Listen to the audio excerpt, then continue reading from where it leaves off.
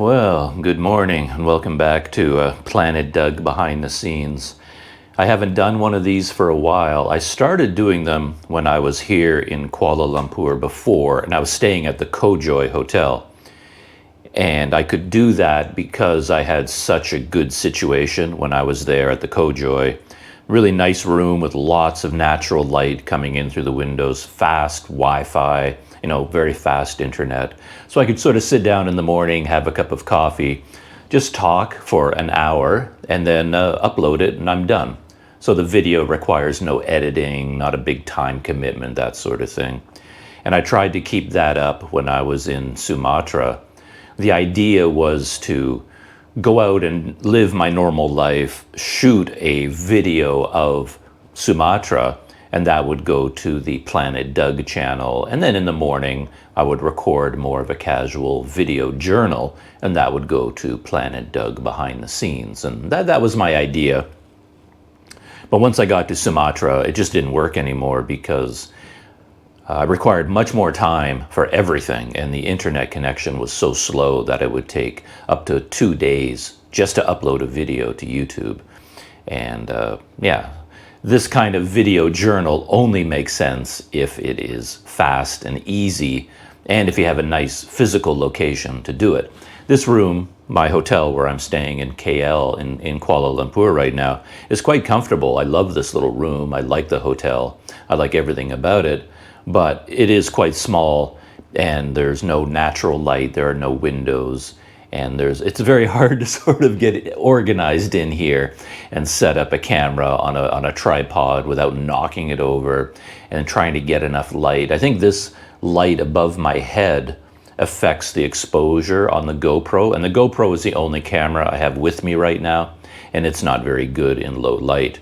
And I think this light above me tricks the GoPro. It adjusts exposure for that light, which makes me way too dark. So what I've done is I've plugged in my own light bulb over there, which is casting more light on me.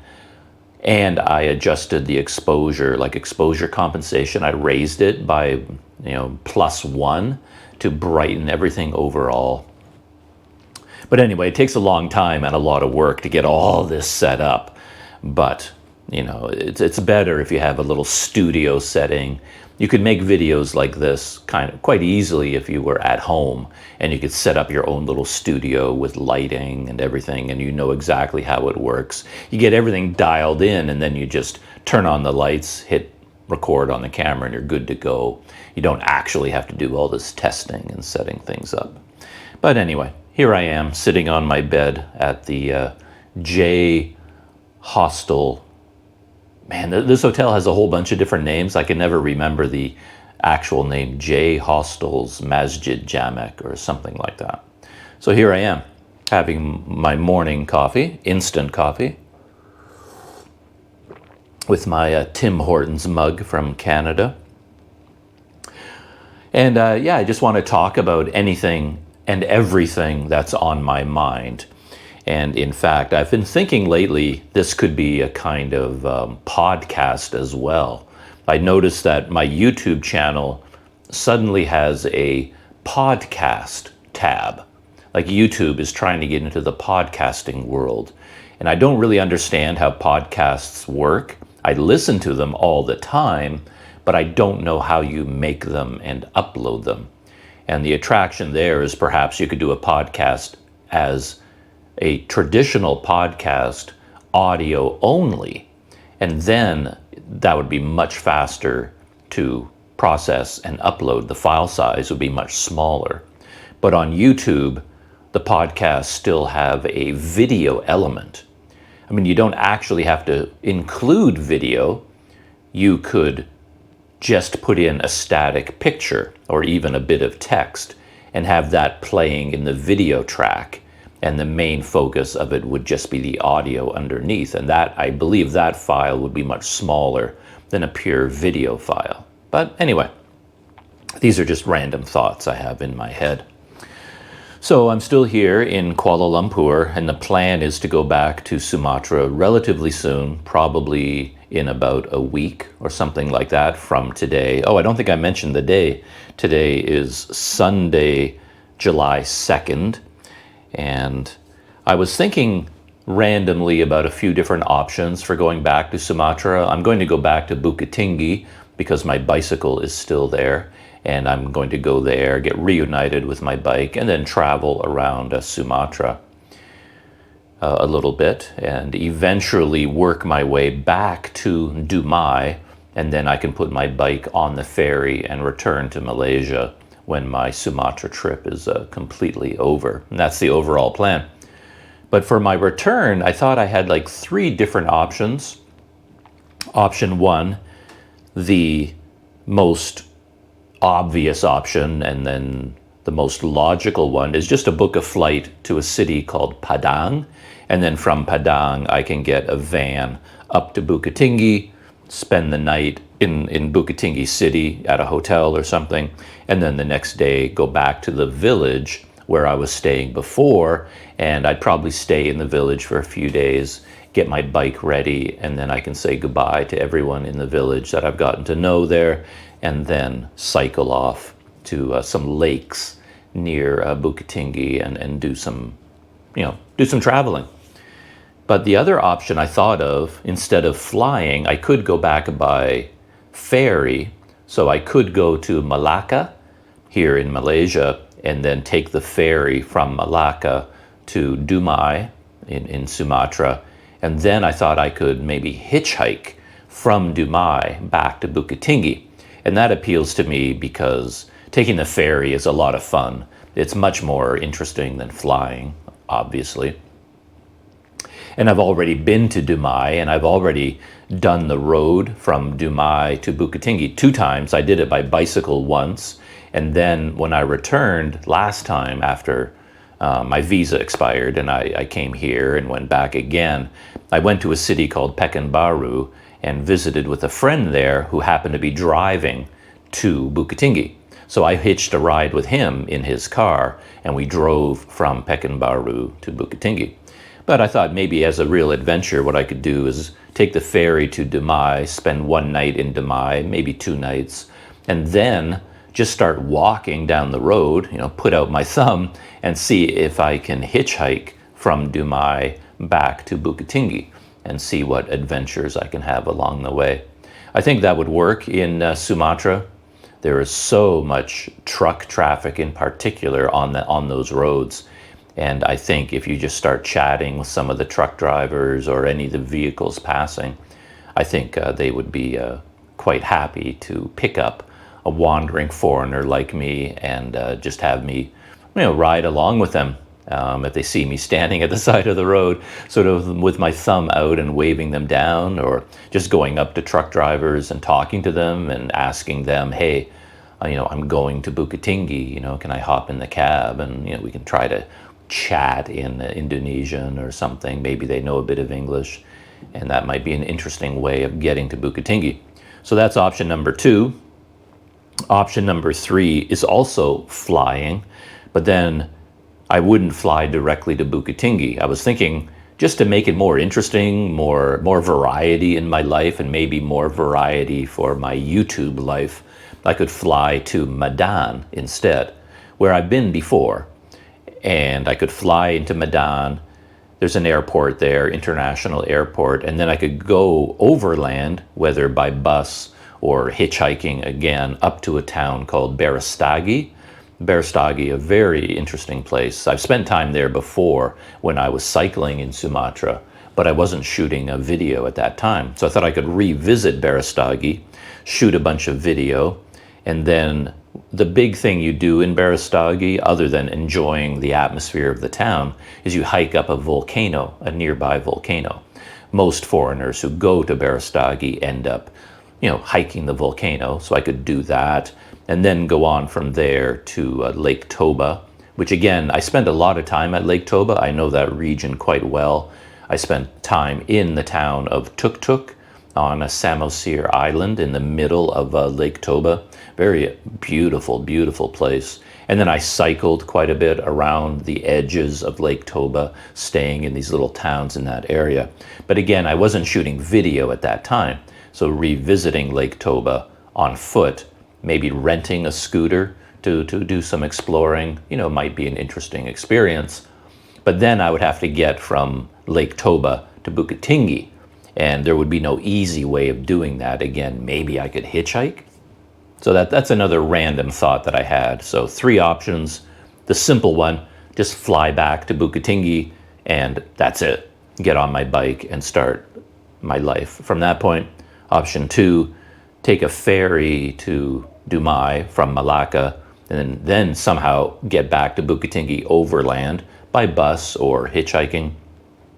Option 3, fly to Medan, and then in Medan, go to Berastagi, Lake Toba, and then going to Bukittinggi. So these are the thoughts that I have on my mind right now. And the one thing I was thinking about is that it makes a lot of sense to fly straight back to Bukittinggi. That would maximize my time with my bicycle. And I invested a lot of effort and money and just time going to Sumatra with my bicycle. So it kind of makes sense to, since I invested all that time in getting my bike there, I mean, I might as well use the bike. And of course, if I go to Medan and go to Berastagi and go to Lake Toba, that's probably going to take up an entire month. And then I'll have to extend my visa, and then I'll have 1 month left to get on my bike in Bukittinggi and make my way back to Dumai. So it would minimize the amount of time I'd have for cycling, which is a good or bad thing, depending on how you look at it. Because when I went to Sumatra with my bike last time, I was taken aback. I was surprised at just how overwhelming the roads were in terms of traffic. So yeah, it's not a lot of fun being on a bike in Sumatra. There's just too much heavy traffic. The roads are very narrow. It's very dangerous. And I was thinking maybe it's not such a bad thing to minimize my time on the bike, because yeah, it's the roads there were not suitable for cycling, especially the main roads going back to Dumai, or actually any of the roads, to be honest. But I do like cycling. It adds some adventure to your life. You're out in the world more. You're meeting people easily. It's a very interesting experience. It may not be that compatible with shooting video for YouTube, because cycling sucks up all of your energy and all of your time, and then you don't end up with a lot of energy or time left over for, you know, managing a YouTube channel. So yeah, there's a lot of things to think about, a lot of things to balance there. So that is what is going on in my personal life here in Kuala Lumpur. I'm enjoying my time here quite a bit. Yeah, I like hanging out in KL, and I've had some good experiences here lately. I just changed the GoPro to narrow field of view. Like with the GoPro, you can't zoom in or zoom out. So when I set it up originally, I put it on the linear field of view, because with linear, you can also get linear plus horizon leveling. So in this crazy little room with my crazy tripod setup, I think maybe you can see the shadow of my tripod over here. It's a very precarious thing I've got going on. It's hard to get the GoPro level. So if you go to, you know, linear field of view with horizon leveling, then you don't have to worry about it. Even if the GoPro is tilted, the video is straightened. You know, the GoPro does it automatically. But this room is so difficult to work in. It's hard, I can't really like move the camera away or closer very easily. So I thought maybe I would zoom in a little bit. Maybe linear was too wide for this setting. So then I just stopped the camera and I changed it to narrow field of view. So it's tighter on me now. But I don't know if that's better or worse, or how it affects the light and that kind of thing. So yeah, that's what's going on with my personal life, I guess. My plans to return to Sumatra. My laptop and my phone are busy beeping because I'm chatting with Daryl from Wander Eats right now. Daryl has some very exciting plans. He is putting together a trip to Sapa in Vietnam, going from Hanoi to Sapa for a few days. And he's going to record all of that for us, his audience, to put it on YouTube. So that's very exciting. And I'm chatting with, as I'm talking to you, I'm chatting with Daryl right now over WhatsApp, all about how he's going to film this experience, what kind of gear he's going to bring with him in terms of microphones and cameras and things like that. So he's working out all the details right now. So if you hear something here beeping, it's because I'm getting messages from Daryl, and we're chatting back and forth. So I made some notes here, kind of categories of things to talk about. And one of the first notes I made was like big stories, things that are going on in the world that I've been paying attention to. And the big one, of course, is the Titan submersible. It's not ongoing anymore, of course. The story is now it's in progress at this point. They now know what happened to the submersible, and they're busy retrieving the debris, and then they're going to examine the debris, I assume, and then more details will come out as they learn about exactly what happened. And of course, it was an extremely dramatic story. It had so much drama. Like, can you imagine how many people were in the sub? Like 5 people total. And one of them, well, 2 of them were part of a billionaire family from Pakistan, and that adds a lot of drama as well. The CEO of OceanGate, the CEO of the company itself that runs these tours to the Titanic, he was also on the submersible. So a very, very dramatic story. And of course, as the news broke to the mainstream audience and mainstream media, we understood that they had lost communication with the sub, or it's not really a sub, it's a submersible. I guess there's a distinction, a very clear technical one, between a submersible and a submarine. You have to be careful about that. This is a submersible. They lost contact with it, and nobody knew on the surface knew what was going on. And the idea was they had to find them because they only had at most 5 days of oxygen. So they could survive in that submersible for 5 days. So the race was on. There was a ticking clock with all the various parties. I guess there were Canadian elements, American. I think there were resources from countries all around the world pouring into that area where the Titanic wreck is, and they're desperately trying to find the submersible before the oxygen ran out. And then, of course, they discovered the debris on the ocean floor.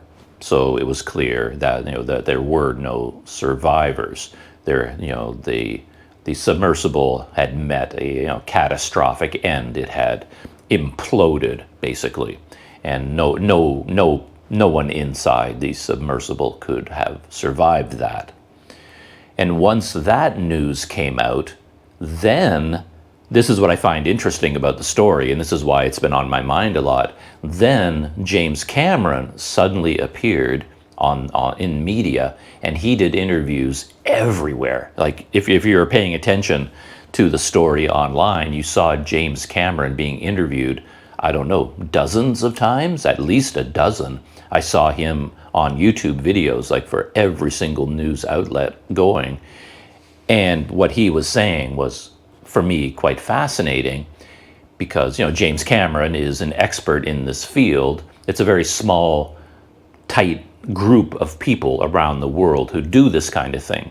So there's a community of deep sea divers, these people that have the resources to design, engineer, and build these submersibles that can go down to incredible depths to see the Titanic, go into the Mariana Trench.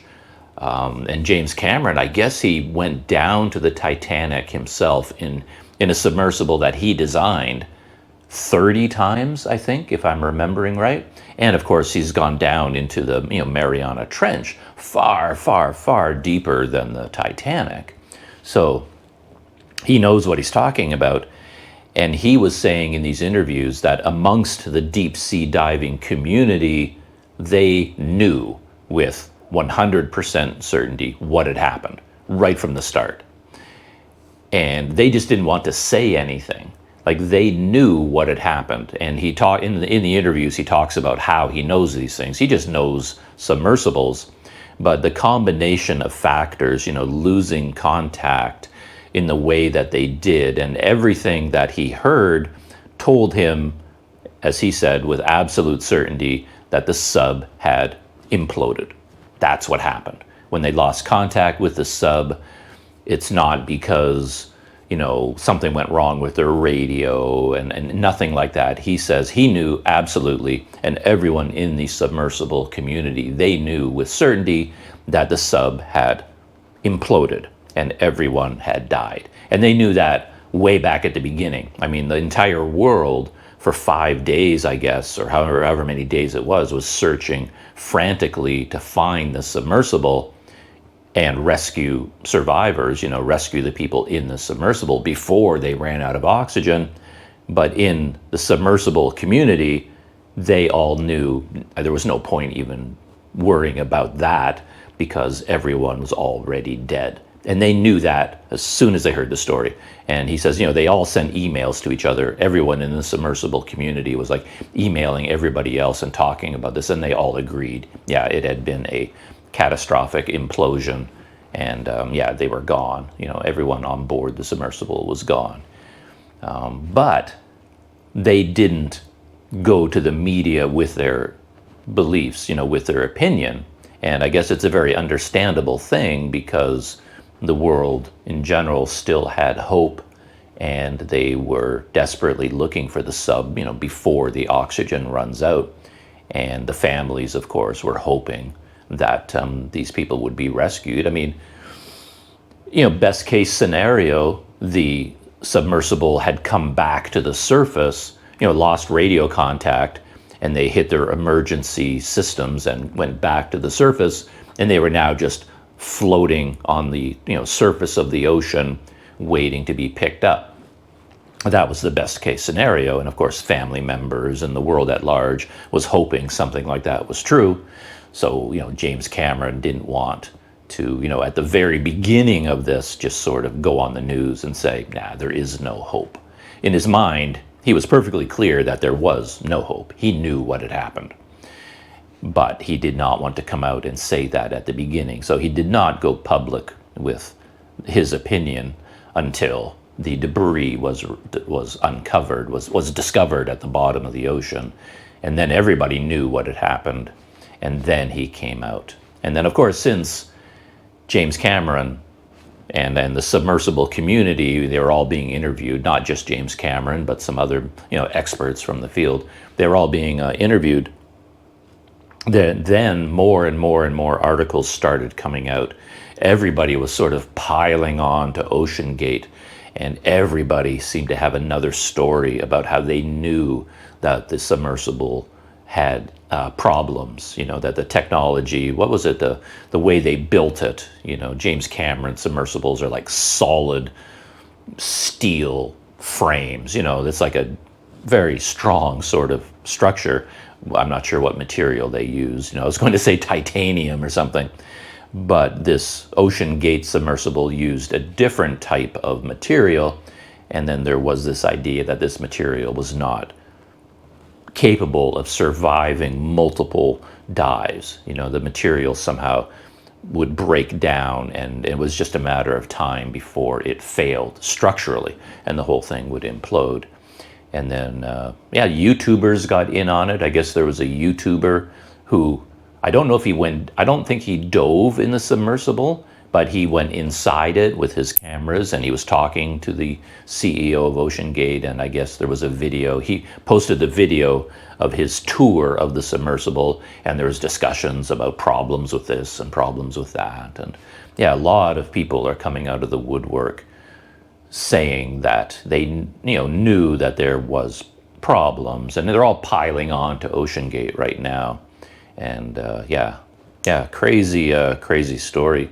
Even one of the biggest YouTubers in the world, Mr. Beast, he came out and said that he had been invited to go on the submersible down to the Titanic, and then he said no. He decided not to do it. So he was saying in his post that there was a chance that he could have been on that fatal trip, and he was feeling lucky that he decided not to go. So yeah, very interesting story. And as I said, the thing I find the most interesting was thinking about James Cameron at the beginning, knowing full well what had happened, and yet he didn't dare say anything publicly. And the entire world was searching, desperately for survivors, when the reality was that the experts already knew that there were no survivors. He knew right from the very beginning. So that's kind of a really interesting story that's been rolling around in my brain. And the other big media story that I've been following, it's died down right now. This is kind of an older story, but I wanted to talk about it because I find it so interesting, and it relates to social media and Instagram and YouTube and these sorts of things, and that's kind of my world these days. So that's why I find it interesting. And it's about a Malaysian as well. I think his full name is Ravi Chandran. He's a mountain climber, and he calls himself Ravi Everest. So that's his online name. And I'm sure almost everyone in Malaysia has seen the story already, and it made headlines around the world that Ravi Everest, this Malaysian mountain climber, was attempting to summit Everest for the third time, I believe, and he made it to the top of Everest. He got to the top, as far as I can tell. Some people were doubting whether he even made it to the top of Everest this time, but I mean, reputable sources are saying, yes, he made it to the top. But then on his way down, he got in trouble. He was suffering, I guess, from altitude sickness, which is, a big thing up at the highest levels of Everest. I guess above 8,000 meters, you enter what they call the death zone. And as soon as you enter the death zone, the atmospheric pressure is so low, there's such little oxygen, your body basically starts to die. You can't live at that altitude. And you basically have to get to the top of Everest, take your pictures, do your I made it to the top of Everest celebration, and then get down out of the death zone as fast as possible. You can't hang out up there. You just can't. Humans can't survive for a long time at that altitude. And Ravi Everest, he made it to the top, and then on his way down, he lost control of everything. I mean, he had altitude sickness, and he basically didn't have the strength to continue. And he was at a place they call the balcony, which was still up in the death zone, I think. And he was just lying down on the ground, unable to move. And I don't think he was able to think clearly.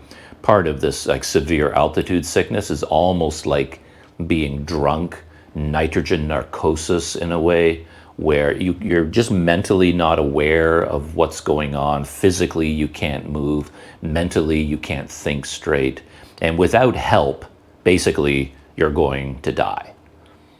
In the death zone, if you can't move yourself, nobody really can move you. I mean, a helicopter can't get up there. Nothing can get up there to rescue you. The only way to get down is under your own steam. That's, I've read a lot of mountaineering stories. I find, mountaineering disaster stories quite interesting. So I read the books and watch the movies and the documentaries and things like that. And that all dates from many, many years ago. I went to Nepal one time and I did the Annapurna Circuit trek. It's like a 4-week trek you do in a loop through the Annapurna Mountains. And I did that a long time ago. And it was one of the big experiences of my life. And at that time, I started getting interested in mountaineering stories. I was never interested in, even thinking about climbing to the top of one of those mountains. I was content to stay in the lowlands and sort of look up at them. You know, I wouldn't be interested in trying to climb to the top of Everest. I'm fairly certain physically I could never have done it. I certainly couldn't do it now, and I have no interest in doing it. But I find the stories of people who do it fascinating. So I've read quite a bit about it. But then the story became like worthy of headlines around the world because he was rescued. I just said that you can't be rescued from that altitude, and yet he was rescued. And the controversy comes from a lot of uncertainty about exactly what happened during the rescue. And I find the whole story fascinating. It's a very complicated story when you dive into the details. And there's like several different narratives. And you have to sort of sort through the narratives. And there's a timeline as well. But in terms of the overall, like just basic facts, Ravi Everest was stuck on the balcony, unable to move, unable to do anything to help himself. But then a Sherpa put him physically on his back like a backpack. They wrapped Ravi Everest, this Malaysian mountain climber, they wrapped him up in like a sleeping sheet, like a sleeping mat, and tied him up with all these ropes, basically turned him into a backpack, and then hoisted him onto his back like a backpack and carried him down from the death zone, like physically lifted him up and carried him down to, I think, Camp 4. And then from there, he was carried further and further down until they got to Camp 3, I believe. And then they could get a helicopter there. And Ravi Everest was flown to Kathmandu, went into the hospital, and he eventually made his way back to Malaysia.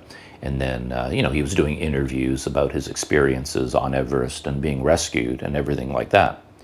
So those are the basic facts, that he was carried down the mountain by Sherpas, and they saved his life. But then the controversy began. And yeah, it's a fascinating story, as I said, because this Malaysian mountain climber, like if you read all the headlines, it says that this Malaysian mountain climber, Ravi Everest, was rescued. These Sherpas saved his life, but then he would not thank them. Like he was being interviewed about the rescue, and in his interviews, he did not thank the man who saved his life. And on all the stories, all the articles about this, they say that the Sherpa's name was Gelja, something like that, Gelja Sherpa. And then Ravi Everest did not thank him. And there was even this rumor going around on the internet that was never really confirmed, that Ravi Everest blocked him on Instagram. Like all these guys are on social media. They get a lot of their, the money for these mountain climbing expeditions from sponsors, and they have to have a social media profile. And they're all posting to Instagram all the time. Every Sherpa has their own Instagram page. So Gelja Sherpa has an Instagram page of his own, and I guess there was communication going on between Ravi Everest and Gelja Sherpa. And then the story, not fact, but the story is that Ravi Everest blocked Gelja on Instagram. So all the headlines are about this Malaysian mountaineer who was rescued by Sherpas, by a Sherpa, and then not only would not thank him, blocked him on social media. And that's the headline that went all over the world. You can, if you do look for this story online, you'll see dozens of articles with that headline. And then, of course, social media, the world of the internet, ran with this story, and they started attacking Ravi Everest. So I did a deep dive into all this, and you could still go to Ravi Everest's Instagram page, and he posted photographs from his Everest attempt. and thousands of people would pile onto every one of his Instagram posts, attacking him and insulting him and criticizing him for not thanking the Sherpa. And this turned into a very big online controversy. I checked just this morning as I was thinking about telling this story, and I noticed that now Ravi Everest's Instagram page is private. It used to be public. It was wide open. Anybody could go on there and look and comment and do whatever they wanted. But now he set it to private, and you have to ask. So if you say you want to follow his Instagram page, you have to request it, and then he has to approve you now. So I found it really interesting that despite this avalanche of criticism, I mean, literally tens of thousands of online random people were attacking him on social media, on Facebook, on Instagram, everywhere. There were so many comments saying, the Sherpa should have left you to die. You should have died on Everest. A lot of terrible things being sent his way online.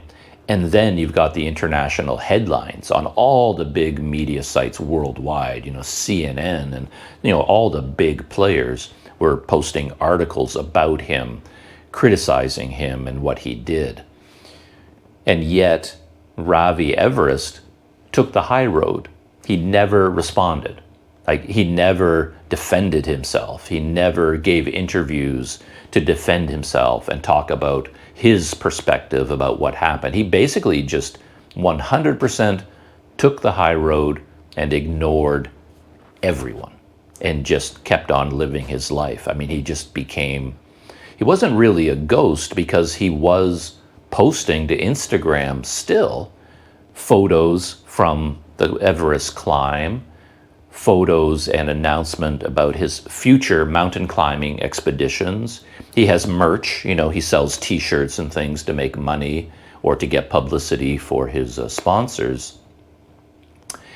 And he kept posting on Instagram, and thousands of people would attack him on every one of these posts, but he never really replied. He didn't defend himself. And I thought, wow, that must be something, to be the source of that much hatred online, and to have the strength to just not engage basically at all. And I was wondering, is that a good idea or not? Whatever the true story was, what really happened, whatever the truth is, it's interesting that he never engaged and never tried to explain things from his point of view or defend himself. And I was wondering about that. I found that to be quite interesting. And then he eventually came out and thanked his rescuers, but he did it in a very interesting way that brought even more attacks on him, because he went there with a company called 14 Peaks Expedition. And 14 Peaks Expedition organized the logistics of his climb to the top of Everest. And what he did in his Instagram posts and his social media posts, he thanked 14 Peaks Expedition for his rescue. And then in the middle of that, in brackets, he listed the names of a bunch of Sherpas, singling them out for his thanks. They were the Sherpas that work for 14 Peaks Expedition. So he was essentially, this is how everyone attacked him, thanking his sponsors for his rescue, but not directing personal thanks at the Sherpa who actually carried him down off the mountain.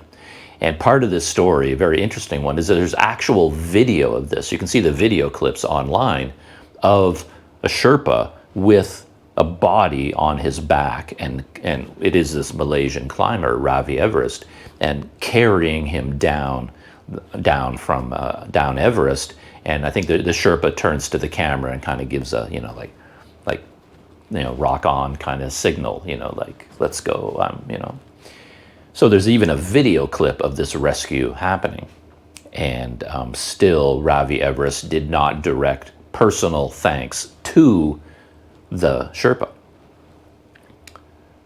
But now, because of the deep dive I did into the story, I can get into a lot more detail and a lot more of what happened. And it's a very complicated story. I'll try to keep it straight. The problem started, I believe, with the Sherpa who gets the credit for rescuing him, Gelja Sherpa. He kind of started the snowball of all this controversy because for some reason he posted to Instagram and he did an interview with CNN, and in his post and in the interview he said a few things that may or may not be accurate. For example, yeah, I have it here. I think I have a quote from him. This is what he said. This is a direct quote from him. At the balcony during our summit push around 8,300 meters, I saw someone in danger, a man who needed rescuing and no one else was helping. I made the decision to cancel our client's summit push so that I could bring him down to safety before he died up there alone. I carried him myself all the way down to Camp 4, where a rescue team helped from then on. So that is what he said in the interview, and that's what he posted to Instagram. And the key point is that this Malaysian climber, he says, had been abandoned. Nobody was going to help him.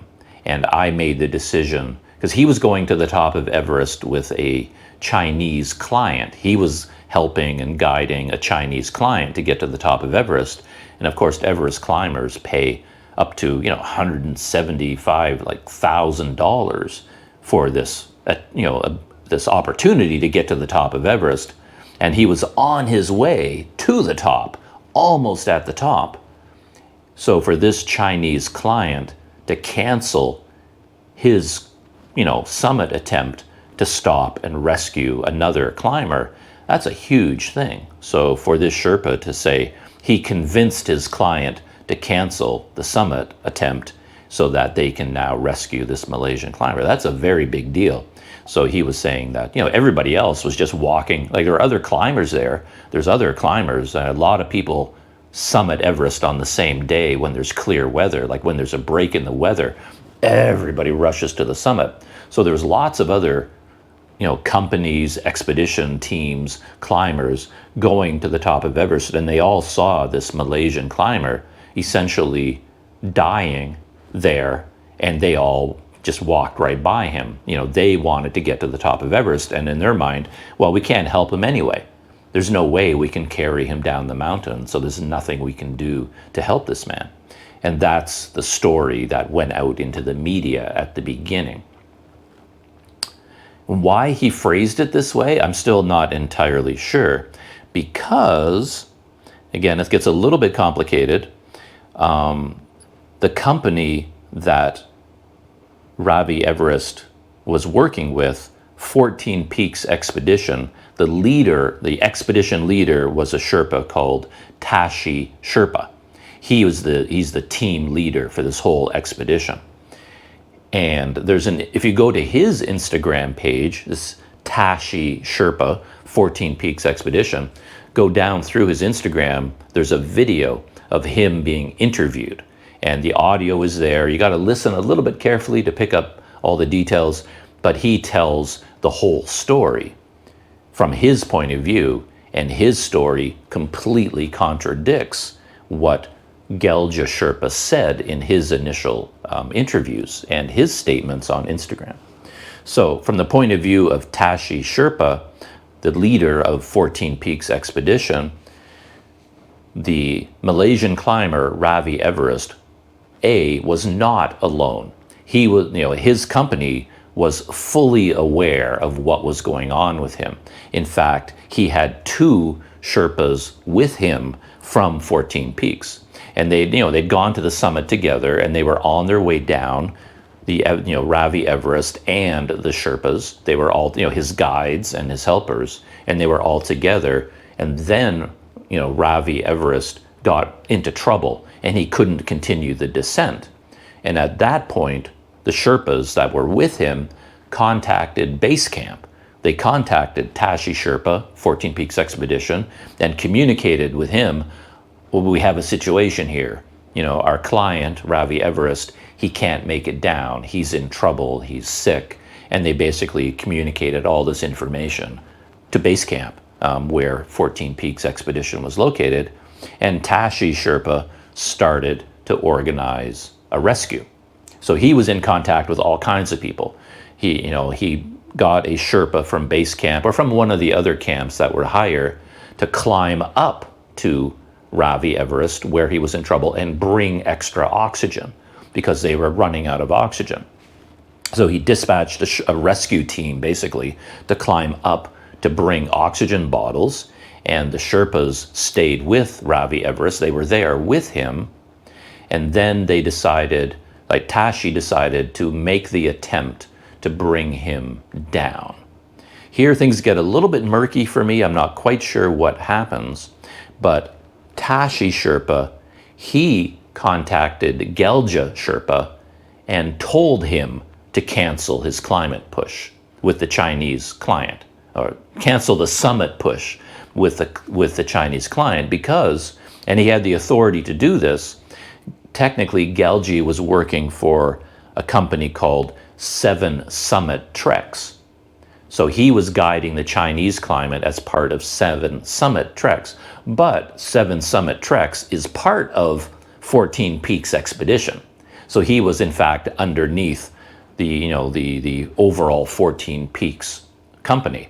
And Tashi contacted him because he knew he was there near the Malaysian climber, and ordered Gelje Sherpa to cancel his summit attempt to stay and help rescue Ravi Everest. So that's how that started. Gelji in his initial statement said that he just stumbled across the Malaysian climber and that there was nobody there helping him, and then he decided to cancel his summit attempt with his client in order to rescue this Malaysian. But according to Tashi, the head of the whole expedition team, that didn't happen. They were in the middle of an entire rescue attempt, and as part of that, he contacted Gelji, who was under his orders, under 14 Peaks, and told him that, yes, you should cancel your summit attempt. We need you to help get this Malaysian climber down. And something else that's quite interesting when you get into one of these stories, like when these stories break on social media, people are so fast to judge. They just, without knowing any of the facts, they read the headline, they attack. Read the headline, attack. They don't dive into the story. And one thing that was fueling the controversy was that there was a video clip of this heroic Sherpa carrying Ravi Everest on his back down Everest. But the amazing thing that I found out is that in that video clip, that isn't Gelja Sherpa carrying him. Gelja Sherpa is the one shooting the video. Because at that point, there were 2 Sherpas taking turns carrying him down. It could be that Gelja carried him alone, like on his back, all the way down to Camp 4. The details here are a little bit sketchy, but then he eventually linked up with another Sherpa, and they took turns carrying him. Sometimes they were carrying him, sometimes they were just dragging him along the snow, but they had to carry him over the rougher parts, the steeper parts. And at this point, it was a Sherpa called Nima, Ngima, Nima Tashi Sherpa. He was the one who was actually carrying Ravi Everest on his back at that point. And then Gelja Sherpa, he took some video of that. And it's that video clip that went all around the world. And the story was, okay, this is a video clip of the heroic Gelja Sherpa carrying Ravi Everest down the mountain. But in fact, at that, just by accident, he did carry the Malaysian climber down. He did. So it was a very heroic thing he did. But it's just ironic that that particular video clip that fueled the controversy wasn't even of him. He was the one shooting the video, and it was an entirely different Sherpa, Nima Sherpa, who was actually doing the carrying at that moment. And his name never shows up in any of the articles until you do a really deep dive and get into the very, very good ones. You know, the reporters who took the time to do all this research that I did to find the real story. You know, you don't find the name of Nima Sherpa until you do a really deep dive. And most people online and even the big media outlets, they were just repeating what they read. They read something, and they just, they posted their ideas and their thoughts without really confirming what actually happened. I found another quote from Gelja. Again, this is from an interview that he gave to Anderson Cooper on CNN. I haven't been able to find that interview. Like, I assume it's a video because it's CNN, and I thought it would be on YouTube, but I haven't been able to track it down. But this is a quote from what Gelja said in that interview. And he says, you know, that he found Ravi Chandran at the balcony, a small platform above 8,300 meters. And then he says, quote, "No one was helping him. No friends, no oxygen, no Sherpas with him, no guides. So this is quite dangerous for him," he told the journalist. He claimed the other climbers and guides just focused on the summit. And then he goes on to say, "I made the decision to cancel our client's summit push so that I could bring him down to safety before he died up there alone." But then, as I said, the leader of 14 Peaks Expedition, Tashi, said, no, that isn't really how it went down. You know, Gelja Sherpa is a hero, and he is responsible for saving this man's life. You know, no question about that. It was an amazing physical feat to carry a human body down from 8,300 meters. I mean, yes, absolutely. However, his doing that was part of an overall rescue attempt that was being organized by Tashi and 14 Peaks Expedition back at base camp. He was coordinating, so you know, the Malaysian climber had not been abandoned. He was not there with no guides and no Sherpas.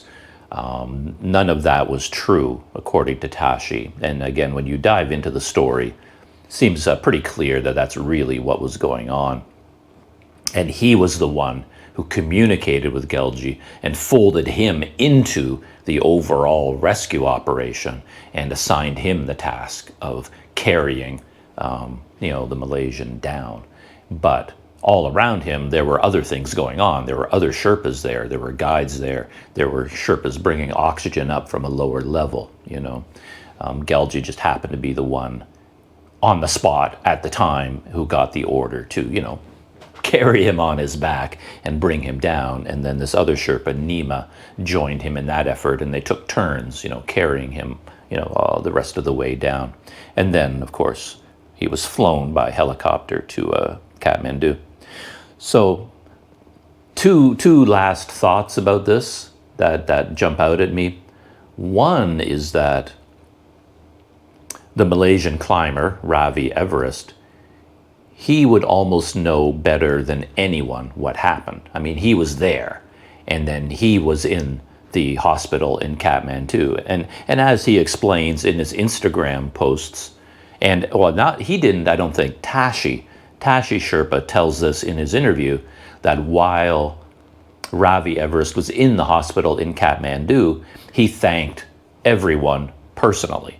You know, he got on the phone and he called them, he talked to the Sherpas, he talked to Tashi, and thanked them all for saving his life. So he did thank everyone personally and privately. And I think a lot of money changed hands, because I mean, these rescues on Everest are relatively common. Sherpas are constantly saving the lives of these climbers. And then when they do save their life, you know, they get a bonus. There was a big controversy also around, I think it was a Chinese female climber who had to be rescued from Everest this season as well. And she promised to pay $10,000 to the Sherpa, or maybe multiple Sherpas, but one Sherpa in particular. But then the story is, and again, I don't want to say that this is true, because as I know, what you read online is far from the truth most of the time.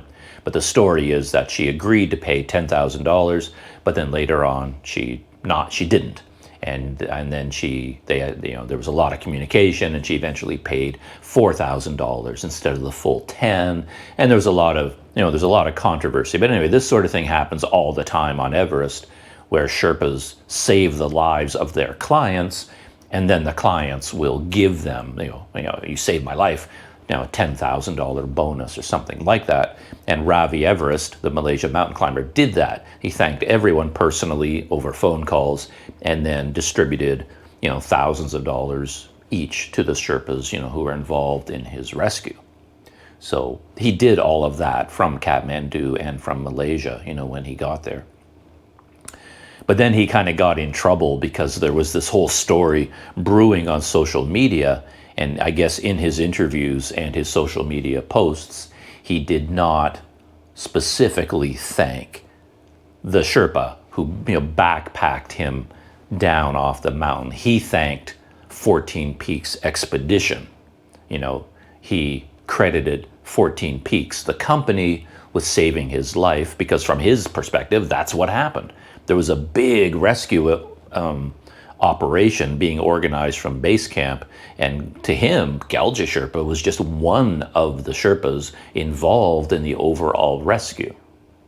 So from his point of view, he probably thought, I did everything right, and then all this controversy started brewing. So that's one thing, and I am surprised that when all the attacks started to happen and all these articles appeared online, he didn't try to get ahead of the story. I mean, you'd think, personally, yeah, if I were a famous mountain climber like him, I'd be like, oh, whoa, what's going on here?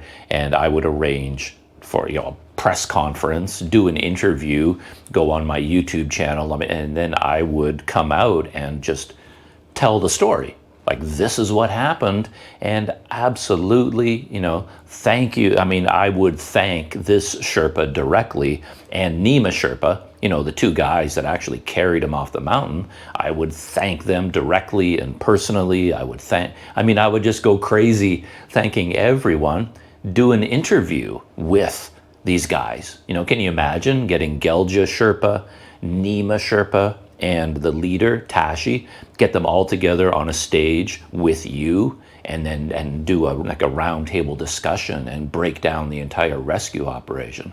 That would be amazing. I mean, that'd be amazing drama and theater, and, get the story out there. Just tell people what really happened. But for some reason, Ravi Everest never did that. He just stayed, hands off. He never defended himself. He never told the story from his point of view.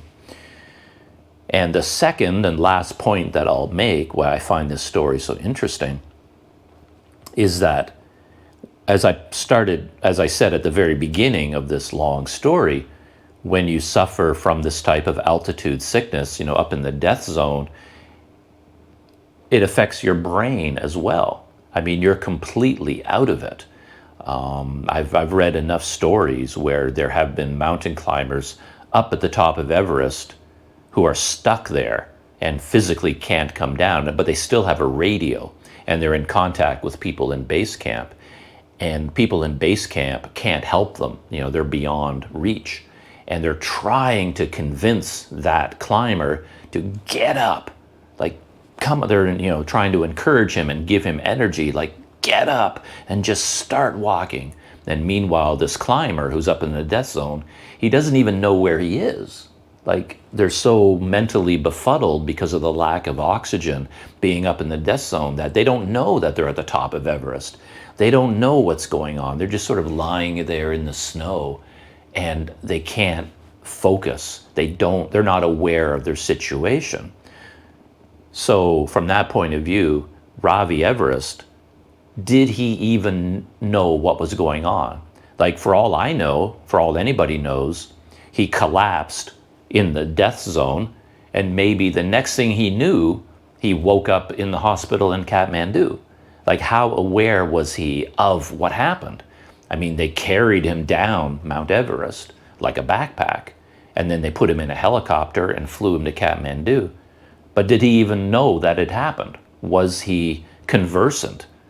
You know, was he talking to the Sherpas? Did he know anything? Did he even know he was on Everest? So by the time he got to Kathmandu and then back to Malaysia, maybe he had no memory at all of what actually happened. From his point of view, maybe all he knew was he was coming down from Everest, then he collapsed, and then he kind of became aware when he was, you know, in the helicopter or in Kathmandu.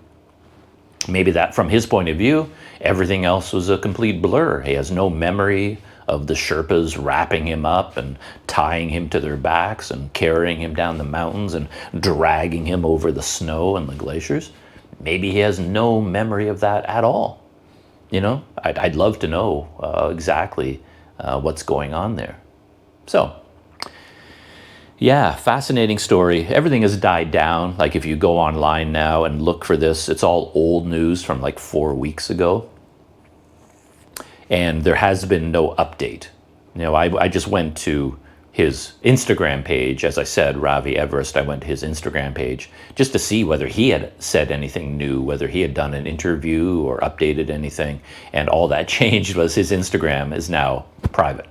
It's not public anymore. So I guess the negative attacks finally got to him to an extent, and he decided to just, you know, just let it go for now. So yeah, I find that to be a really fascinating story in the world of social media, and it kind of demonstrates how things can just spin out of control. There can be some controversy, some headline about some terrible thing that happened. We see them all the time now, and people are very, very quick to pile on. And in this case, Sherpas have a reputation worldwide and online for being heroes. I mean, everybody loves Sherpas. I mean, Sherpas, yeah, they're like rock stars. They really are. And then when a Sherpa saves a man's life on Everest in this incredibly dramatic way, I mean, it's a big story. And if it's perceived that the climber doesn't even thank the Sherpa afterwards, then random strangers, like random people from all over the world, are just so eager to pile on in social media and just, you know, everybody has a big opinion about this, and they're just very eager to attack the Malaysian climber and praise the Sherpa, you know, for being such a hero and saving his life, which, you know, is all true. But this element of putting Sherpas on a pedestal as being like super heroic, like superhuman sorts of people, kind of fed into this story as well. People who know nothing about mountaineering, nothing about Ravi Everest, nothing about anything, they're willing to, you know, get involved because, you know, Sherpas just have this reputation being such heroic figures. So yeah, crazy story. But yeah, I enjoyed doing a deep dive into that one. That was really interesting. Well, I'm still chatting with Wander Eats Daryl on WhatsApp here as he prepares for his trip to Vietnam and up to Sapa. And the main thing we're talking about right now is audio, because I met up with Daryl earlier this week, and we went out to a whole bunch of places. And looking back, I should have shot a regular video about our day, you know, like a typical vlog, but I didn't because Daryl had a microphone called the Deity D4. Deity D4 Mini, I think is the full name. And I got it in my head that I wanted to test this microphone. So instead of recording all of our activities, I spent the whole day mounting his Deity on my GoPro and testing the audio and doing a whole bunch of audio tests. And the main thing I was interested in by the time the testing was done was something I didn't really understand before, and this is that the Deity line of microphones has an input for a second microphone. So the Deity D4 Mini is a shotgun mic, which means, you know, you have to aim it at what you want to record, And for me, that's a problem when you're vlogging, because I mount the shotgun mic on my GoPro and I'm pointing it ahead of me. But when I do that, it doesn't record my voice because the microphone doesn't record backwards. It only records what's in front of it. So you have to turn the camera around. Now the microphone is facing me and then it records my voice. But if I want to film something else, I turn the camera around. Now it's not picking up my voice anymore. So I thought, maybe this D4 could solve that problem, because I could use the Rode Wireless Go microphone, which I have around my neck here. You might be able to see the little blue lights poking through the thin material of this t-shirt. So I could use this to record my voice and then have the deity mounted on the GoPro. And then no matter where I'm pointing the GoPro, at least my voice is being recorded all the time, right? So it doesn't matter. I can turn it around to face me, and now the deity and the Rode are both recording my voice. And if I point it away from me, the deity is recording whoever I'm talking to or whatever is in front of me, but my Rode is still getting good audio of my voice. And I thought, that would kind of work. But this was another example of why you have to test everything yourself.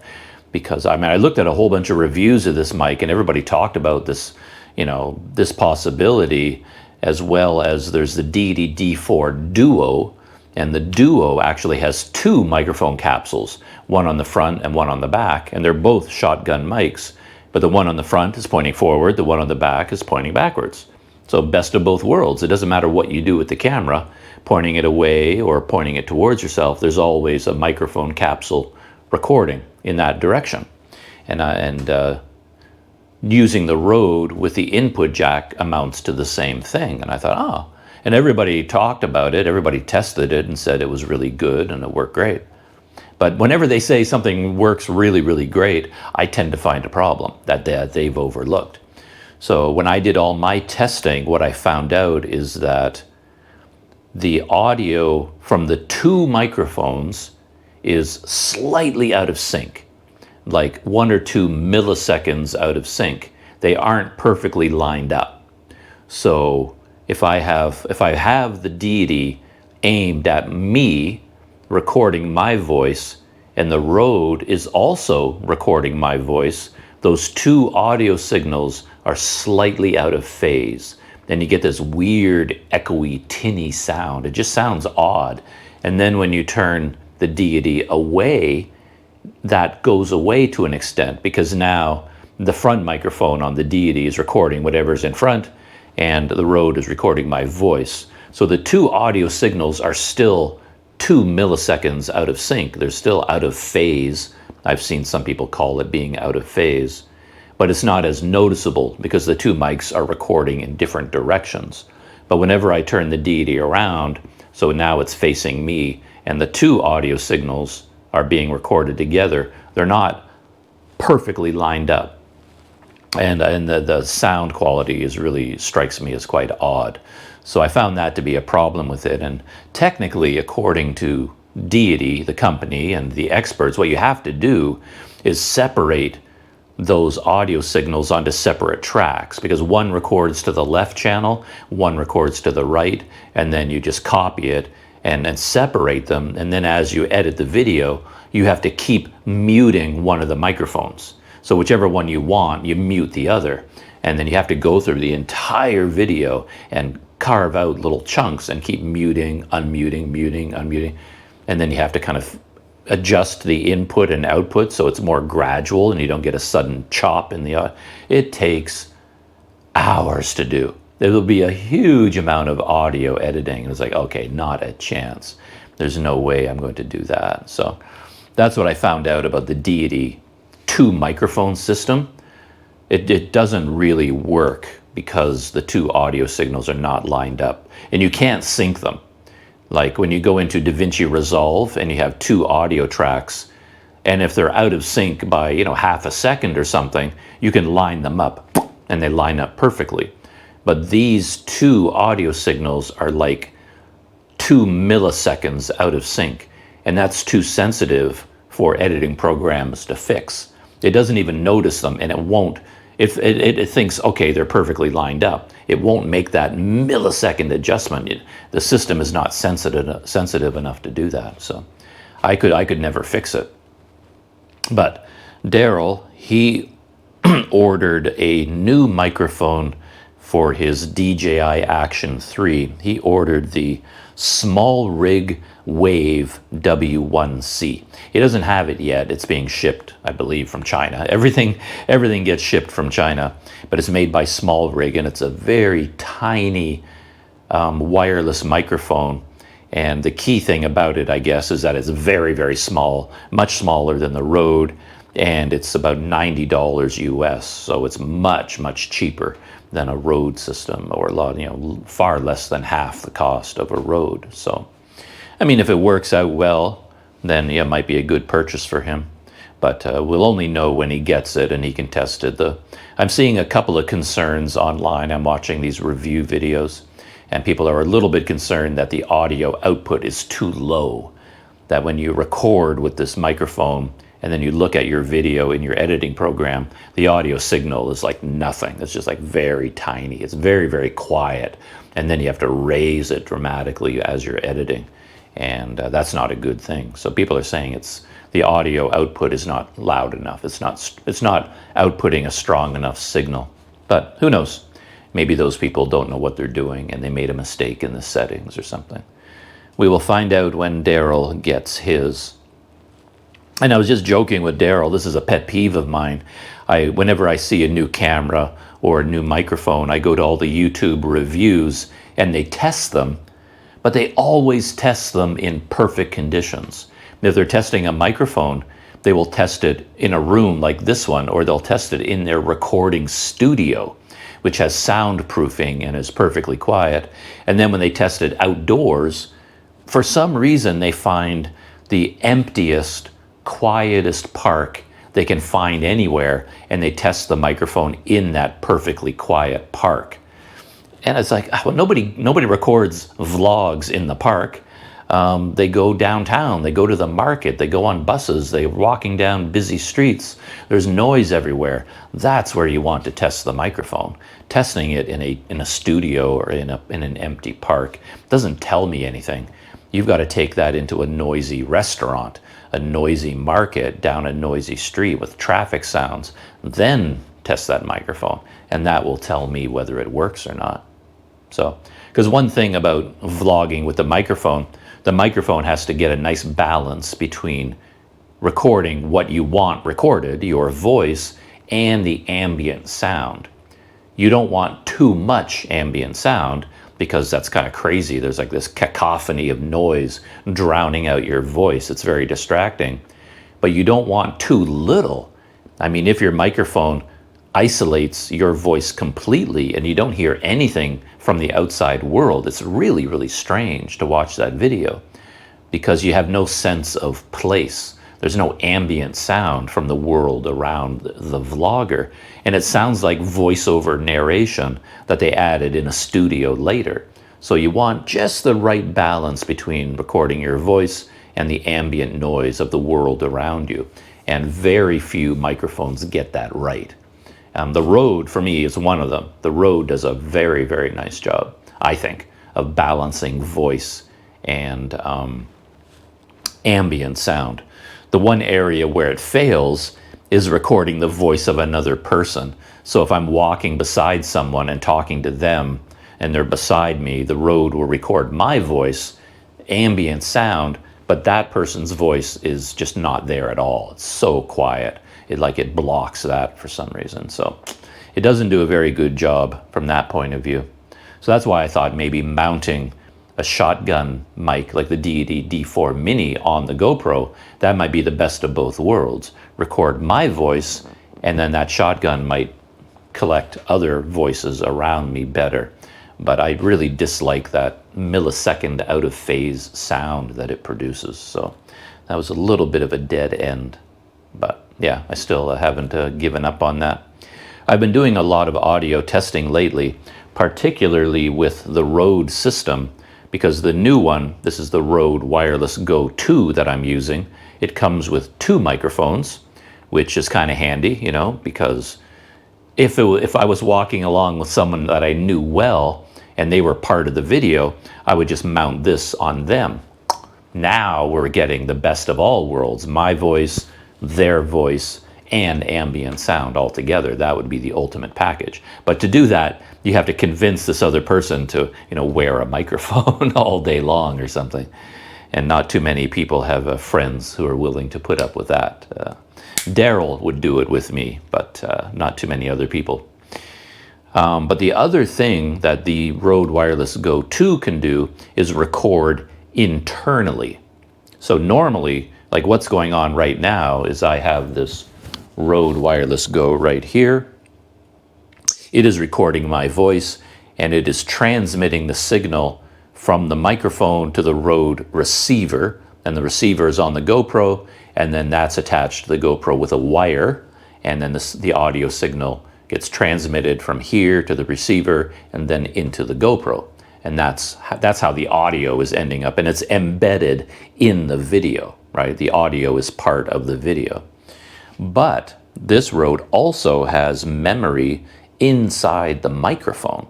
So you don't even need the receiver, you don't even need a camera. All you need to do is take your microphone, turn it on, and start talking. And audio is being recorded internally inside the microphone itself. And lately I found all kinds of interesting uses for that.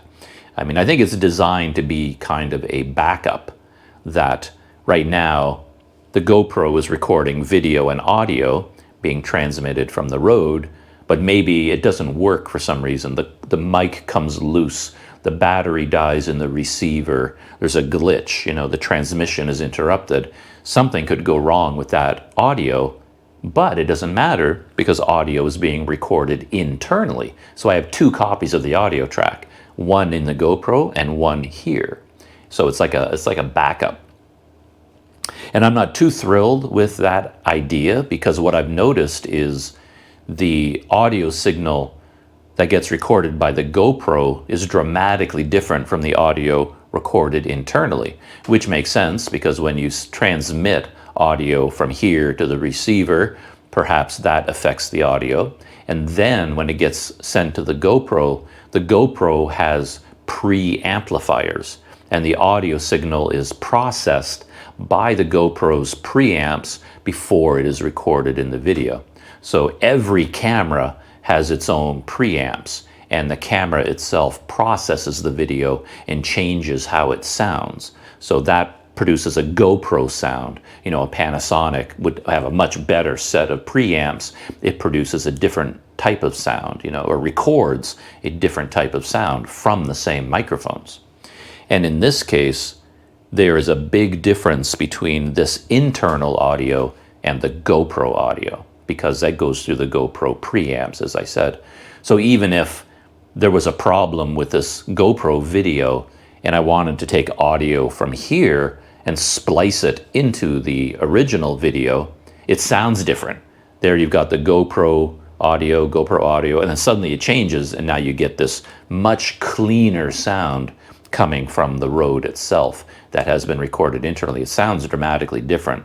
So as a backup, you can use it, but it completely changes the sound. As you watch the video, you can hear the audio changing from section to section if you combine the two audio tracks. Plus, I've noticed that when you record internally, it actually rejects ambient noise much more.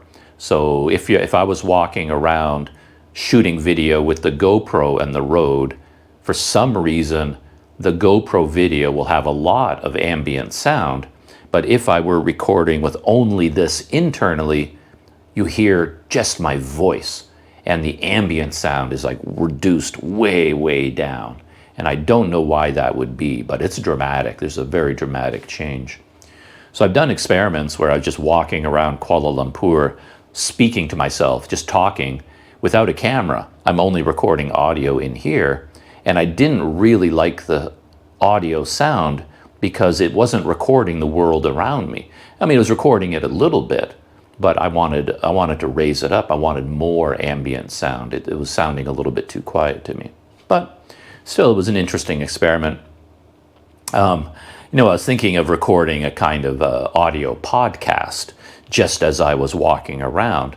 But as soon as I stepped outside to experiment with this, I realized I was getting a lot of attention, and people thought I was a bit crazy because I'm walking down the street just talking.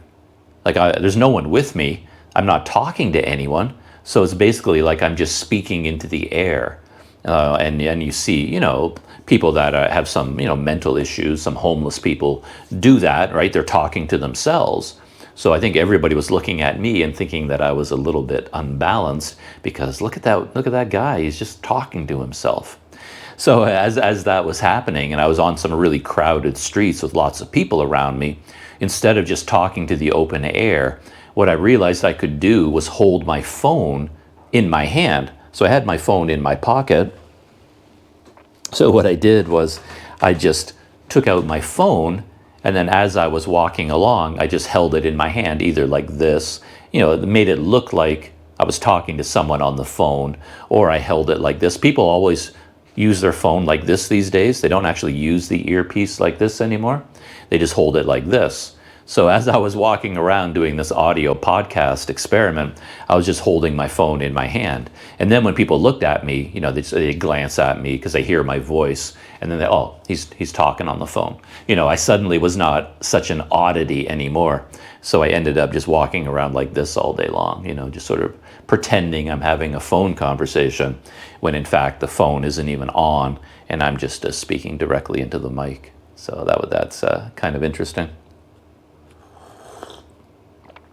Moving on with my thoughts, YouTube. I always have thoughts about YouTube because I, record my own YouTube videos, but I spend a lot of time watching other people's YouTube videos of all kinds. I watch all kinds of videos, but I also watch other like travel vloggers, and I have, they inspire a lot of thoughts. Itchy Boots, for example, very well-known travel. She's a moto vlogger. She goes on long trips on her motorcycle and records, her experiences on video. I don't watch all of her videos, but she's currently on a trip through Africa, and that interests me very much. I've been to 2 countries in Africa. I went to Guinea in West Africa on a bicycle trip, and I went to Ethiopia on a bicycle trip long ago, like 23 years ago now. But I have an interest in Africa, and just recently she went through Guinea. So of course I had to watch those videos, and I wanted to see what happened to her in Guinea and compare her experiences with my own. Because when I was in Guinea, I had some very dramatic experiences, and I was expecting her to have the same kinds of problems that I did. So I eagerly watched the videos, and there aren't that many of them. I think by the time she finished crossing Guinea, I think she filmed like 5 videos in Guinea. Yeah, maybe 5, and then she exited into Sierra Leone. So she didn't spend a lot of time there, which was disappointing to me. I wanted her to spend more time. But I noticed a lot of things. One thing I noticed is that the speed of her journey, because she's covering a lot of land, going through a lot of countries in a relatively short time. So like when I went to Guinea, I had a 6-month tourist visa, and I think I ended up spending 4.5 months just in Guinea. She went through the whole country in less than a week, right? So 4.5 months, 5 days basically.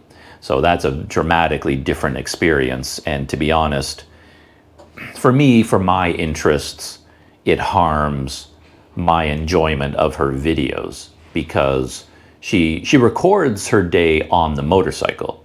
She doesn't really record anything else. The video starts as she gets on her motorbike and starts driving. Then when there's some beautiful scenery, she sends up the drone and captures drone video, and the video ends when she arrives at her destination for the day. She's already picked out a hotel in advance in a city somewhere, and then she's going to ride from this city to that city, and that's the video. And there's like a real formula to one of her videos now. So because of that, she doesn't record a lot of other things. like the food she's eating, people she might be meeting. She doesn't do in-depth, experiences of day-to-day life, which is what I would find more interesting than, the motorcycle journey itself. And so that's one thing. For example, there's an area in Guinea called the Fouta Djallon. It's something that makes Guinea quite a special destination. It's the highlands. Most African countries, okay, I'm getting myself in trouble there. I don't want to say most African countries don't have highlands. Of course, Morocco has the Atlas Mountains. But somehow I think of most countries as being relatively flat, like in sub-Saharan Africa. But Guinea has a highland region called the Fouta Djallon, and Ethiopia has a highland region. And to be honest, when I decided to go to Ethiopia for my bike trip, my first bike trip in Africa, the main reason I decided to go there was because they had mountains to ride through, which is more interesting for cycling.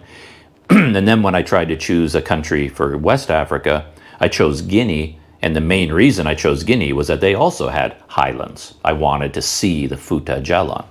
It's more fun to cycle, through curving roads through the mountains than a flat, straight road. It's just more fun, more interesting. So I eventually rode my bike up into the Fouta Djallon, and it's a very special area, partially because they have these steep lime outcroppings, like these rocky cliffs that go straight down into these valleys. And there are these villages down in these isolated valleys. And the way people get in and out of the valleys is by climbing straight up the cliffs on these homemade ladders. They take like big pieces of bamboo, and then they use vine and branches and build these ladders, and you basically have to climb up the cliffs on these series of ladders, that they build in the villages, and then they maintain them. So when I went there, I chose an area. I was riding my bike around, and then I found a place where I could climb, down the ladders and then go to these different areas, and I basically spent a long time there. And then when I went to one of these villages, I found a place where I could stay. Like I'd meet some local people and I'm talking to them. I've got a tent and I've got camping equipment, and I would occasionally sleep in my tent as well. But then they would say, we have one of our, it's a village of traditional mud huts with thatch roofing. And they would say, we have one over here that's empty. If you want to, you can sleep in there. And I could even put up my tent inside the hut if I wanted to. And I've got a sleeping bag and all that kind of thing. So I would spend a few nights in the village, and I got to experience a lot of things that way. So I had kind of an in-depth experience of the Fouta Djallon.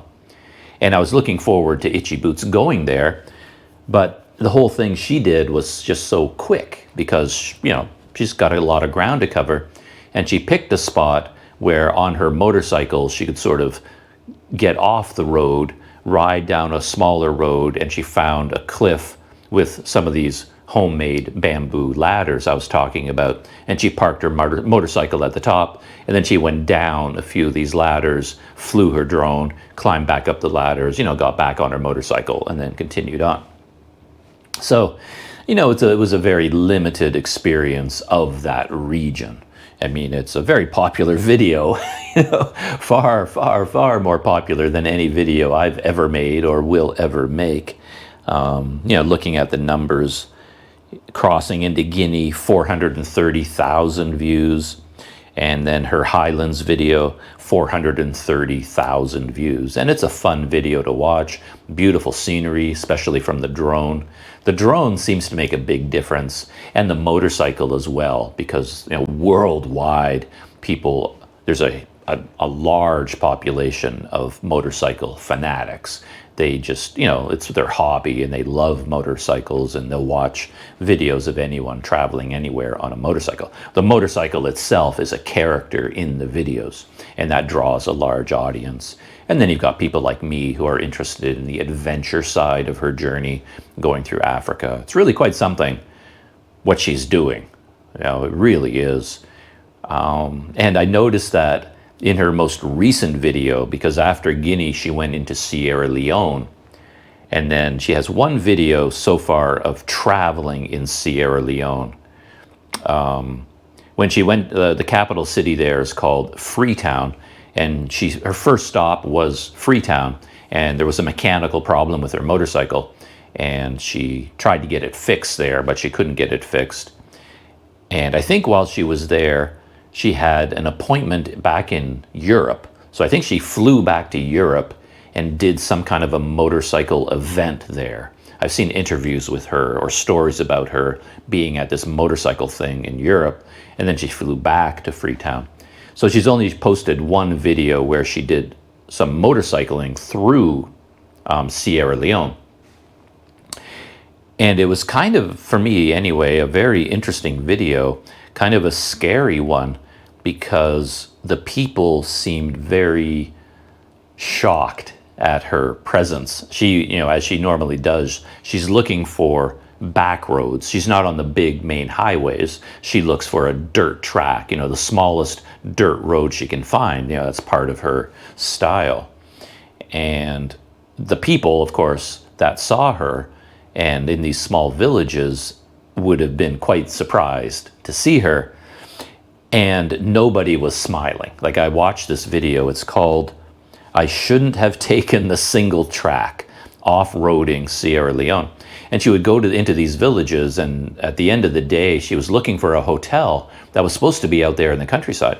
And there were some young men standing around, you know, in their 20s, basically, or 30s, however old they were. And she's like talking to them, trying to speak with them in French and asking them, you know, where is this hotel? And these men, just blank faces, just staring at her, just like no, they didn't break into smiles. They weren't laughing. They weren't, oh, bonjour, bonjour, you know, there was no engagement at all. They just stood there and stared at her. And one guy eventually talked to her, but the whole atmosphere, because their faces were so blank and there was no reaction, it had a threatening, ominous feeling about it. I don't think there was any danger. They weren't sizing her up for a robbery or anything like that. But the mood of it was very off-putting. It just felt ominous to me. I was like, whoa, you know? And then she stopped in another town to get gas. And there were a bunch of, you know, local men there with their motorcycles and cars all getting gas. And it was exactly the same thing, you know, Itchy Boots being very friendly. Every sentence she speaks is accompanied with a laugh. You know, she laughs at every sentence. At the end of every sentence she says, she's just such a friendly person. It's just her mannerism. So she's speaking with them and laughing and joking and doing her thing. And the men were just staring at her, just blank and just looking at her. And again, it had that ominous feeling to me. And it just sort of made me think about the troubles I had in Guinea. And of course, I'm a guy, I'm a man, changes everything. And I'm traveling alone by bicycle, but I ran into so many problems. And again, to think about, you know, someone like Nora Lee, a woman traveling alone on a motorcycle through Africa, that's an achievement. It really is. That is something to do. And watching her video in Sierra Leone really made me think about that. It was like, oh man, I don't know, it was just a weird tone to that video.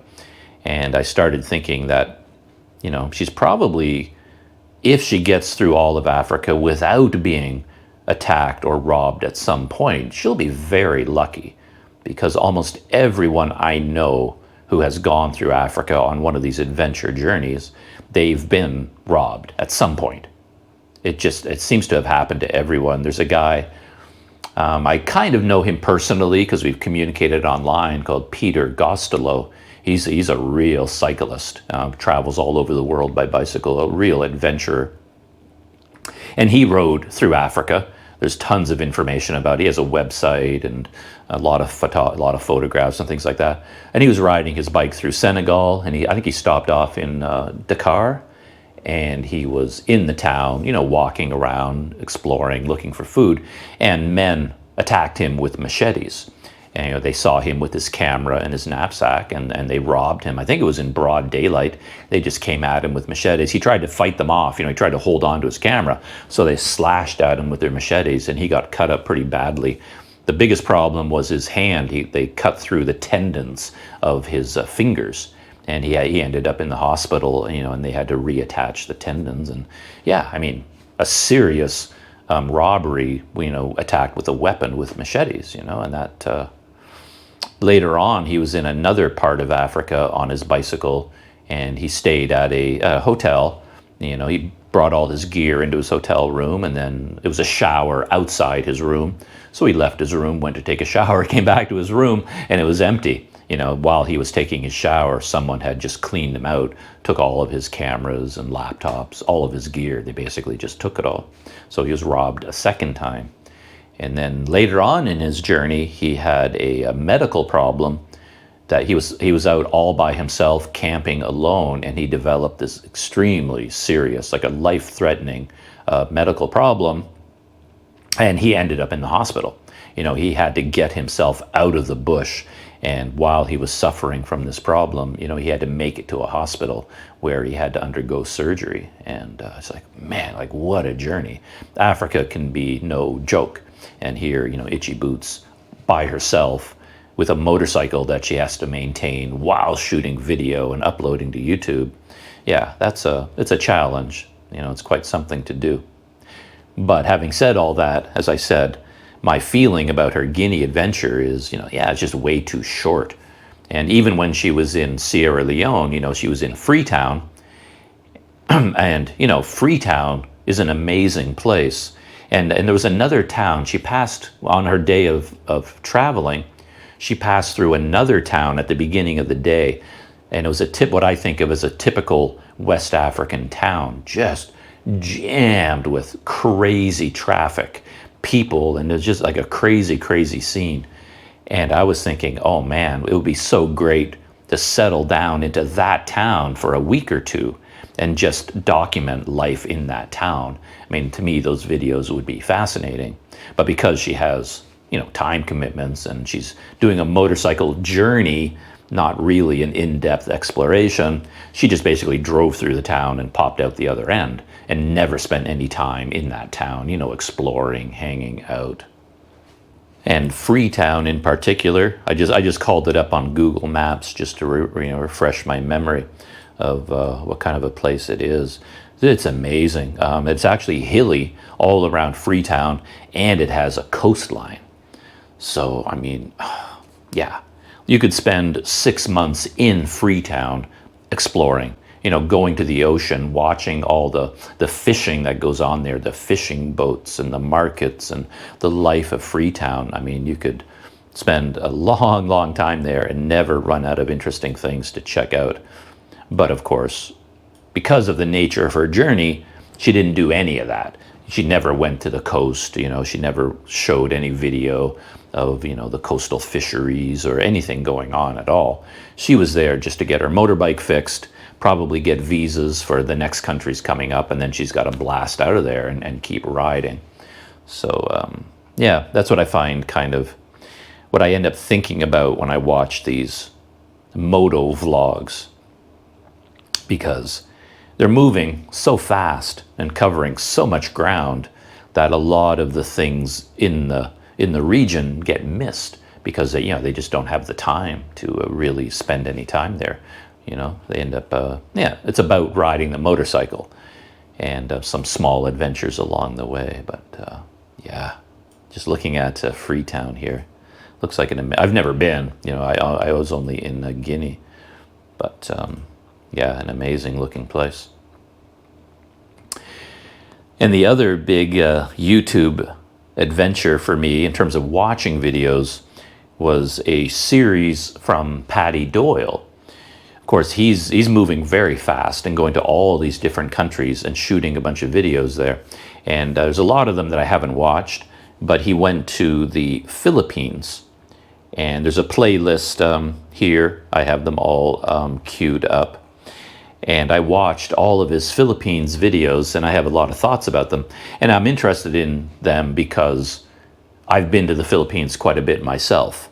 And I would have been to most of the places that he was going to visit in terms of the islands in general. And so, yeah, I just found it quite interesting.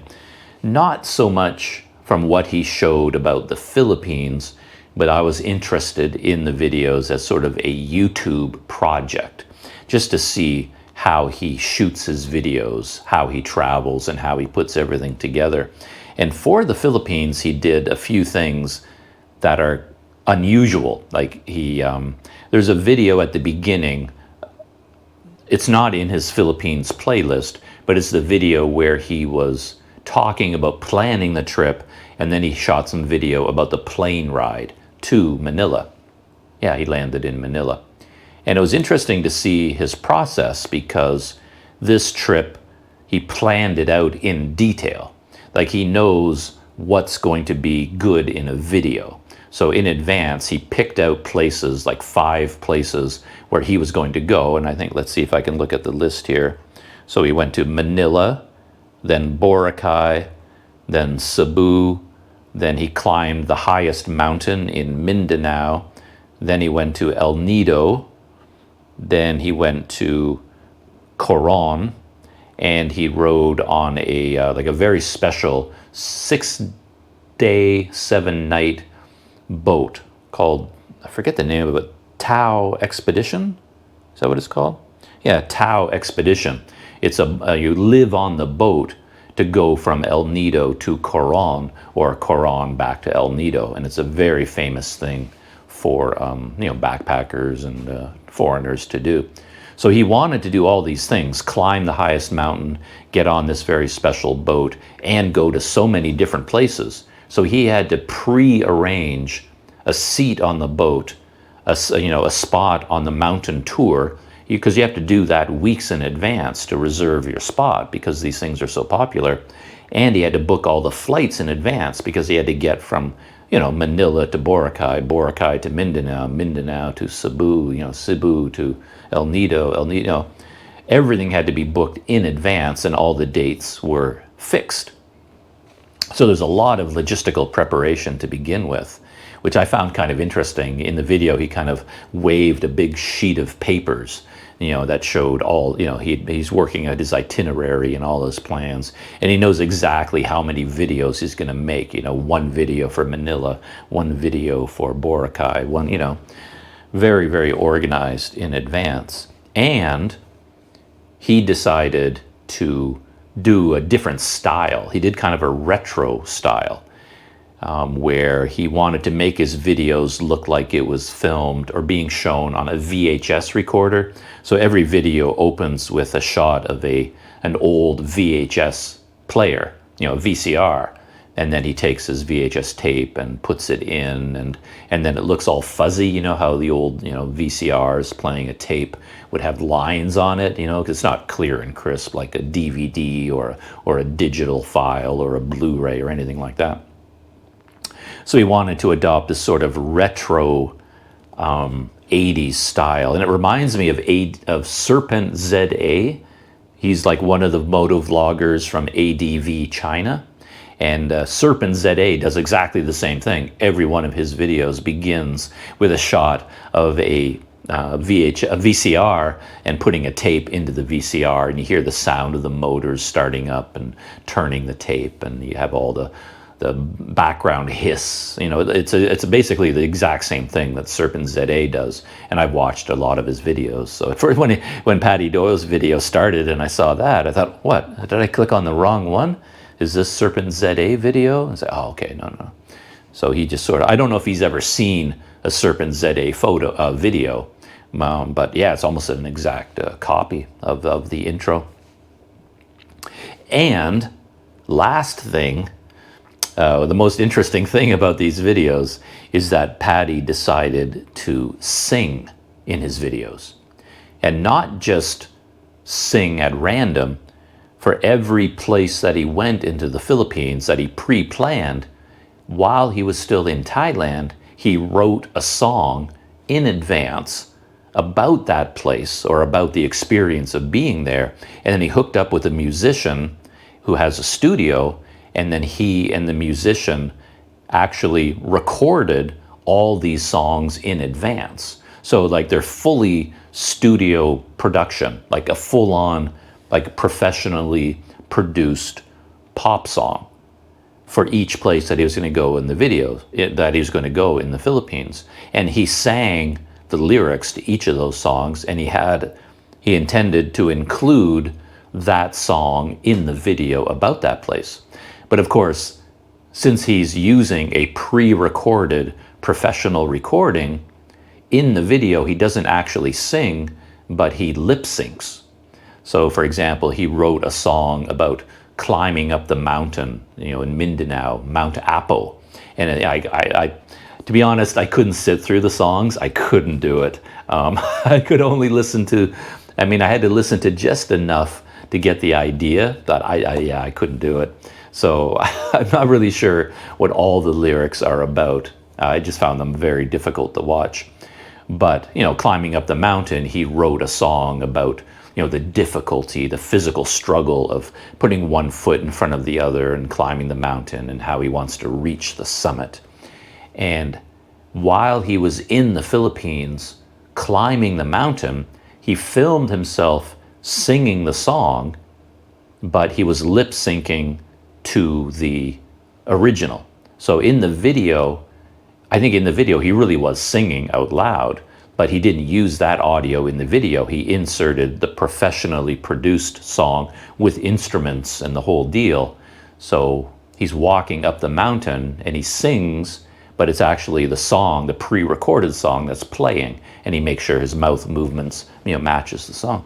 And he got to the top of Mount Apo. I think I did watch all of that song because my jaw just kind of dropped when I saw him start to sing, because it's a very unusual thing to do on YouTube.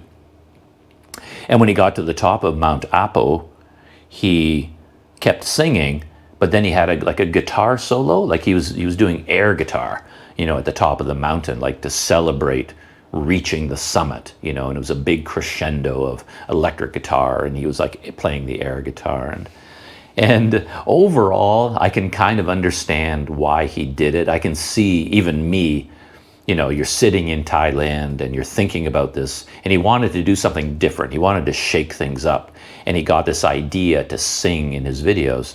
And I could see how you might conclude, actually, this is a pretty good idea. This is going to be great, or as he said in his intro video, it could bomb. It could be a terrible, it could be horrible. People could hate it, or people could love it. Like, you just don't know. It might work, it might not work, you don't know. But, he wanted to give it a try, and he went to all the effort of recording the songs. So when it came time to edit the videos, he included them. And it's quite a thing to experience, to see him, singing in these videos. I doubt very much that he will repeat this anytime soon. If you go into the comments for the videos, it's probably 50-50. Anybody who comments on the singing were in one of two camps. One camp loved it. And like in the Philippines, and I think this is why Patty came up with the idea, the people in the Philippines are passionate about karaoke. Karaoke is everywhere. I recently had lunch with Wander Eats Daryl at the Filipino restaurant near my hotel. And we went there, we had dinner there. The only other times I've been there were for lunch. And Daryl was going to go there for dinner, so I joined him. And because it was the evening, the karaoke machine was on. And the entire time that we had our dinner there, people at the other tables had the microphone and they were all singing karaoke. Every hotel I stayed at in the Philippines, just about every single one had a karaoke machine somewhere. Every bar has a karaoke machine. Every beach resort has karaoke. And the Philippines is filled with amazing singers. When I was at this Filipino restaurant with Daryl, my back was to the restaurant, but I was facing the karaoke screen. And I was hearing someone sing, and it was like professional, like an amazing voice, like a professional pop star voice. And I thought it was a pre-recorded song. I thought it was a famous singer. And I thought, that can't be karaoke. That voice is way too good. But then I asked Daryl, okay, look behind me. Is this someone here singing right now? And Daryl looked and he says, yeah, that's karaoke. I was like, wow, It was a man. It's like, that guy has an amazing voice. To me, it sounded like it was coming over the radio. It was that good. And that's the Philippines.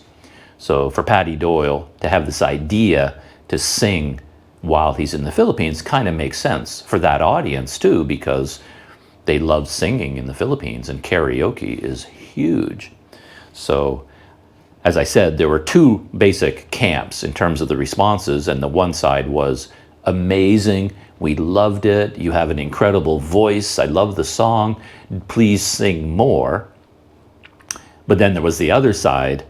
50% of the comments were, oh, please, please, please stop, don't sing ever again. This is so horrible. This is so cringy. This is like the worst thing I've ever seen on YouTube. Please don't ever sing again. So they're like two extreme camps. Love it and hate it, and it's, it's up to you, what your personal preference is, how you feel about it.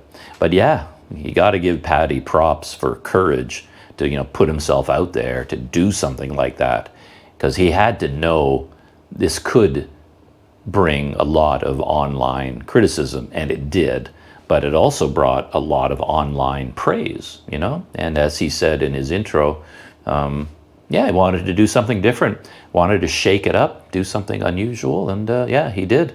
The 80s vibe and the singing. But something else very interesting to me personally, is like similarly to Itchy Boots. When I watch Patty Doyle's videos, he tries very hard to make the Philippines look like a wonderful place. Like he's trying to inspire his audience to go to the Philippines. And he's showing how amazing it is and how beautiful it is. He's flying his drone all the time. So that's kind of the perspective of his videos. And so I watch his videos and I have the same sort of reaction. It's like, oh man, that's amazing. I want to go there. I want to go there. But when you take his whole trip and put it together as a whole, I would never want to do that. It's not my style at all, because he was there for 5 weeks and he went to like so many different places. How many places? 5 or 6 of them? Manila, Mindanao, Cebu, El Nido, Coron. Yeah, at least 5 major places.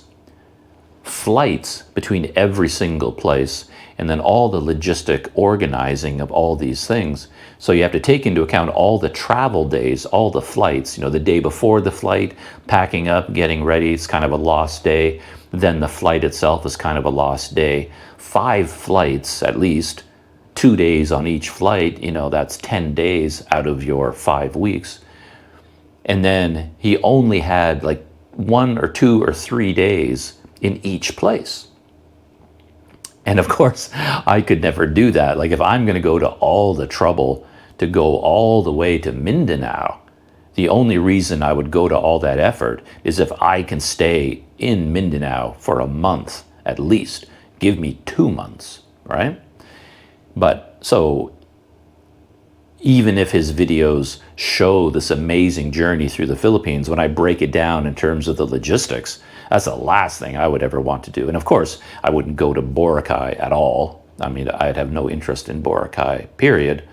The one thing he did that I really, really enjoyed, he went to Mindanao and he landed in Davao, the capital of Mindanao, and he went to a highly specialized tuna fish market. And I guess it's, tuna is very, very expensive. It's a luxury item. So it's tightly controlled. It's not like a typical fish market where you can just wander around with your GoPro and just film anything you want. He had to register, then get permission to even get into the market. And that I thought was like the best, that was the best thing in all of his videos. That little moment, that interlude was what I enjoyed the most out of all of his videos, So that I would love to do. But yeah, the kind of trip that he put together, which he designed to be good for YouTube, to me would have been terrible in real life. And the story continues because after the trip was over and he was back in Thailand, he did what he calls a debrief. And I guess this is a habit of his that he does all the time. So he has a video called the Philippines Series Debrief, and then in brackets, what really happened. And it was like a live stream that he did. I think it's over 2 hours long, 2.5 hours long. And I watched the whole thing from beginning to end. It's like a podcast, basically. And I found it fascinating, much more interesting to me than his videos were, because I prefer behind the scenes as opposed to what, the video for YouTube. Okay, beautiful scenery, nice. But I love the behind the scenes, real life of what actually happened. So I watched the entire 2.5 hours, and the story he told, what really happened, is completely different from what he showed in the YouTube videos. Because as he's very upfront about this, he talks about it very honestly, that in his YouTube videos, he wants to be positive. So if he stays at a hotel and the hotel is so bad that he can't recommend it, he won't put it in the video. Same thing with food, restaurants. He will only put in his videos hotels that he can recommend, restaurants he can honestly recommend, food he can recommend, and experiences that he can recommend. If the restaurant is terrible, he won't put it in his video. Hotel is terrible, he won't put it in. The experience was bad, he won't talk about the bad things. He's only going to portray it as a wonderful experience and focus only on the positive. And he says that quite clearly. But in the debrief, it's 2.5 hours of everything that went wrong on this trip and everything that he didn't like. And it was amazing to sit through. I was fascinated, because now I could suddenly relate, because I spent a lot of time in the Philippines. And if I'm telling honest stories from Philippines, I mean, the Philippines is an amazing place. It's, one of my favorite countries in the world, and I would go back in a heartbeat. But of course, I was cycling most of the time. I was doing a little bit more of independent trips. I went there for some long trips, but I also went for like month-long, shorter trips. And even then, like when I went to El Nido, I went one time by bicycle. So I rode my bike from Puerto Princesa up the whole island to El Nido. And this was a long time ago when I think El Nido was a little bit less developed. So I had an amazing experience at El Nido. I mean, again, one of the highlights of my life. And when you go to El Nido, they have boat tours that are organized into like Tour A, Tour B, Tour C. Tour A is the most popular. You just basically pay for a ticket, and you get on a boat with a bunch of strangers, people you don't know, and you spend the day with the Filipinos running the boat, and they take you to a series of the closest, most beautiful places out on the islands. And they go down onto a beach, and they set up a little fire, and they cook food, and it's a whole day experience, Tour A, and that's the most popular one. But then there's a Tour B, which goes to some more remoter places, and Tour C. And when I was there, I had enough time and enough leisure and flexibility that I did all of them. I did Tour A, blew my mind, like some of the most beautiful scenery I've ever seen in my life. My jaw was on the floor the entire time, just like, I mean, astonishing beauty. And then, I had a couple of days off where I could process that information and hang out in El Nido. Then I did Tour B, which went to more unusual, more remote places, and my jaw was like, life-altering experience. It was so amazing. And then I had a few days off. Then I did Tour C. And then at that time, I don't know if you can do it anymore, there was like a limestone cliff right beside El Nido. And it's jagged, knife edge rock, like sharp as a knife, limestone edges. And you climb straight up this thing to the top, and you get this amazing view of the town and the islands. But it is so dangerous. One slip and you would fall and hit this sharp limestone, and it would just cut your legs and your arms to pieces. It's really dangerous to do. But at that time, I met up with a couple other foreigners, and we hired a local guy, who said he was a guide and he would help us get to the top, show us the way. So we hired him for the day, and of course, no safety equipment at all, no ropes, no, just shorts, sandals, and a t-shirt, and a knapsack with some water, and up we go. And we went up to the top. So I had that experience as well, and I was riding my bike all through the countryside, visiting all these little villages. And anyway, I just had such an amazing experience at El Nido because of that. The next time I went to Palawan, again, I landed in Puerto Princesa, and I rented a motorcycle.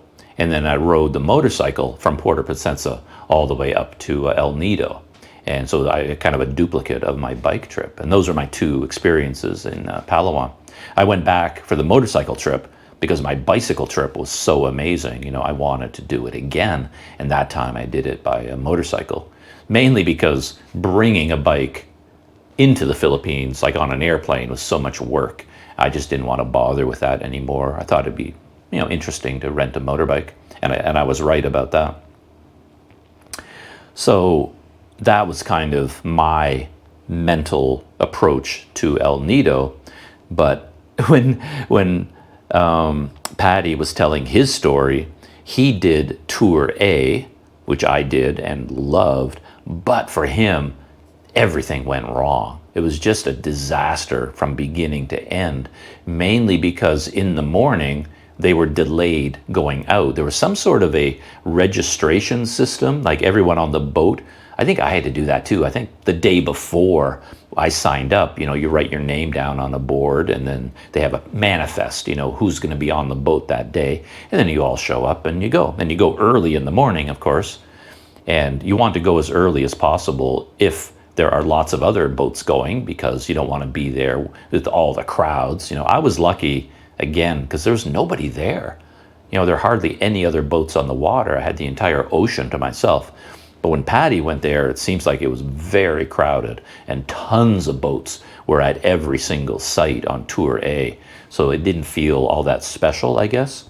Plus, they had to sit on the docks waiting, and I think he ended up waiting for nearly 3 hours, because who knows why.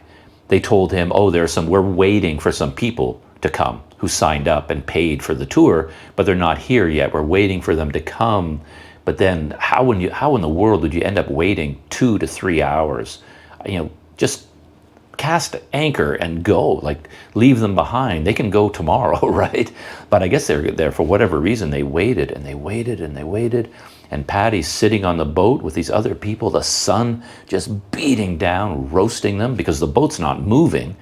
You can sit on the open ocean on a boat in the hot sun when you're moving, because you get the cool breeze and you get the spray of the water. But sitting at the beach on the boat waiting in the hot sun, that's just brutal. And while they're sitting there waiting, all the boats around them, every boat they see is filling up and going, filling up and going. And they're waiting and waiting and waiting and waiting. So by the time these people showed up, whoever they were, and I guess there was a Russian woman on Paddy's tour, and Paddy got to know her a little bit, and she was a kind of a tough person. So as they were waiting for hour after hour, she made her opinions known, and she went up to talk to the Filipinos who organized this tour, and just told them in no uncertain terms, like, come on, let's go, like, shouting at them. There was like tension, there was hostility in the air, everybody was upset, everybody was angry. And then when they finally left, now their boat is taking them to some of the most beautiful scenery in the world, but everybody had a bad taste in their mouth. Like, they were just stressed out, and you couldn't enjoy the day anymore. The whole day was ruined because of the way it began, all right? So that's what really happened. And to be honest,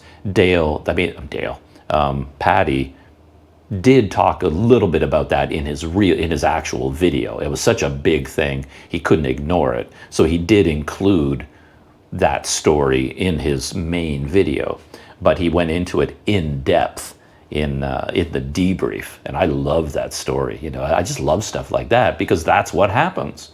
I mean, when you're traveling, these are the experiences. 90% of what you experience is stuff like that. And then okay, you can make your YouTube video to only show the beautiful scenery and never talk about all that other stuff. But I don't know, I don't find that interesting. I love logistics, problems, behind the scenes, you know, the struggle of doing all these things. And I mean, this theme continued all the way through the debrief. So when he was in Manila, he stayed at a hotel that he pre-booked, and you know, it was a good hotel, an expensive one. He was traveling on quite a high budget, as far as I could tell. You know, he was talking about I think some hotels that cost as much as $160 a night, and then the regular range, it was like 40 to 60 US dollars a night. So, you know, he's staying in nice places. He's not staying in, you know, dives and not backpacker hostels. He was staying in nice places. So his hotel in Manila was an expensive place, a nice place. And then he stayed there, and then in the morning, he was, you know, he suddenly found himself wide awake because a wave of music was just boom, boom, boom, pounding into his room and woke him up. And it was like, what is going on? And he, you know, goes down to the front desk and he's talking to the, you know, staff at the hotel. It's like, this music, like what? Like, this is insane, you know? How can anybody sleep through that uproar? And it turns out that right outside the hotel's windows, there was a park. And every morning at like whatever, 6:30 in the morning, there were exercise classes. And they would set up huge stereo systems to play music for them, you know, to do their exercises to. And yeah, there was a company or whatever that people signed up for exercise classes. And then every morning at whatever it was, 6:30, 7 in the morning, you know, the music, like you're in the middle of a nightclub, and it would just blast through the whole hotel. And that was Paddy's experience of Manila, you know, every morning. Same thing, you know, blasted awake by this horrible music. And almost everywhere I went in the Philippines, I had that experience with karaoke. Because, you know, I stayed in very low budget places on the trips that I went on, you know, thin walls, but every one of these hotels would have some kind of a karaoke machine in the restaurant or just in the lobby. And then there you are trying to sleep. But at, you know, 10 o'clock at night, the karaoke begins, and it will go on all night. It'll go on till 1 in the morning, 2 in the morning, 3 in the morning, 4. It'll go on until dawn. And you're lying there in your room in agony, utter agony. Just, you're trying to go to sleep. And you're listening to this whoomp with the singing, and it's pouring into your room. You've got your earplugs in, but there's nothing you can do about it. You can't sleep through that.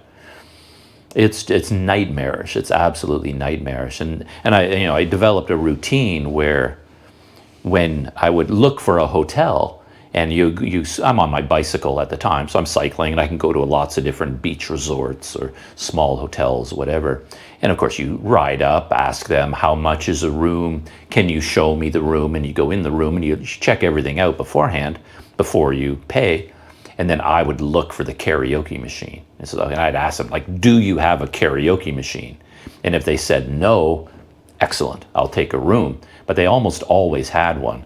And I would look, like I go into the hotel lobby and you're looking for that karaoke machine. It's like, there it is in the corner. And I remember one place, the karaoke machine was in the lobby of this very cheap, very ramshackle old hotel, you know, very, very low budget. And the karaoke machine looked like it was 1,000 years old. It was covered in dirt and dust. It looked broken. And I thought, okay, I think I'm safe. Yeah, that no one even uses that karaoke machine anymore. And it was like a beach resort kind of place where you had your own bungalow. And my bungalow was reasonably far away. Still didn't help. As old as that karaoke machine was, it was used every single night. And everybody, all the local people would come, fire that thing up. They're drinking beer all night long and just singing at the tops of their lungs, volume at maximum. And even in my beach hut, you know, way down the beach, whoop, whoop, the sound was overwhelming. It was just crazy. And then sometimes I just couldn't take it anymore. You know, you can't lie in your bed waiting for the music to stop, right? You just go out of your mind, and I would go down to the lobby or to the restaurant just to see what is going on. Like, it's 3 a.m. Why is this still going on? And I go down to the lobby, and there would be one man in the lobby. Like, nobody else, no other people, no big groups of friends, no party. One man, drunk out of his mind, and he's singing into the karaoke machine all by himself. Then he will sing until 4 a.m., until 5 a.m. He just sings and sings and sings. Just this one guy all by himself. And the hotel would just let them. They never, ever tell them to stop. You know, never said, oh, like, we have guests trying to sleep, so 11 o'clock, let's turn it off. Or midnight, please, midnight, let's turn it off. Nope. It'll go on until dawn. So whenever Patty was when he talked about the noise in the hotel, it's like, yeah, okay, I know exactly what you're talking about. Anyway, yeah, I was just talking about how the way his trip was organized in terms of the logistics. 5 weeks to go to all these places, so few days in each place. I would never want to do that. Personally, I wouldn't enjoy it. And his videos didn't really show the real experiences. It just showed the highlights. You know, he made an effort to show the best of, but in his debrief, he told the real story. And I guess the final thing that jumped out at me about his Philippines videos was the cost. Because as I said, he had a ton of flights. They all would have cost money. And he went to places like, you know, Boracay, and, you know, Coron and El Nido, and Boracay in particular, you know, is much more of a resort island now. And of course, he wants good internet. He wanted to be able to feature the hotels in his videos. So he's trying to stay in nice places so he can show them and recommend them. But he didn't end up doing that because he didn't really like very many of the hotels. I think only one.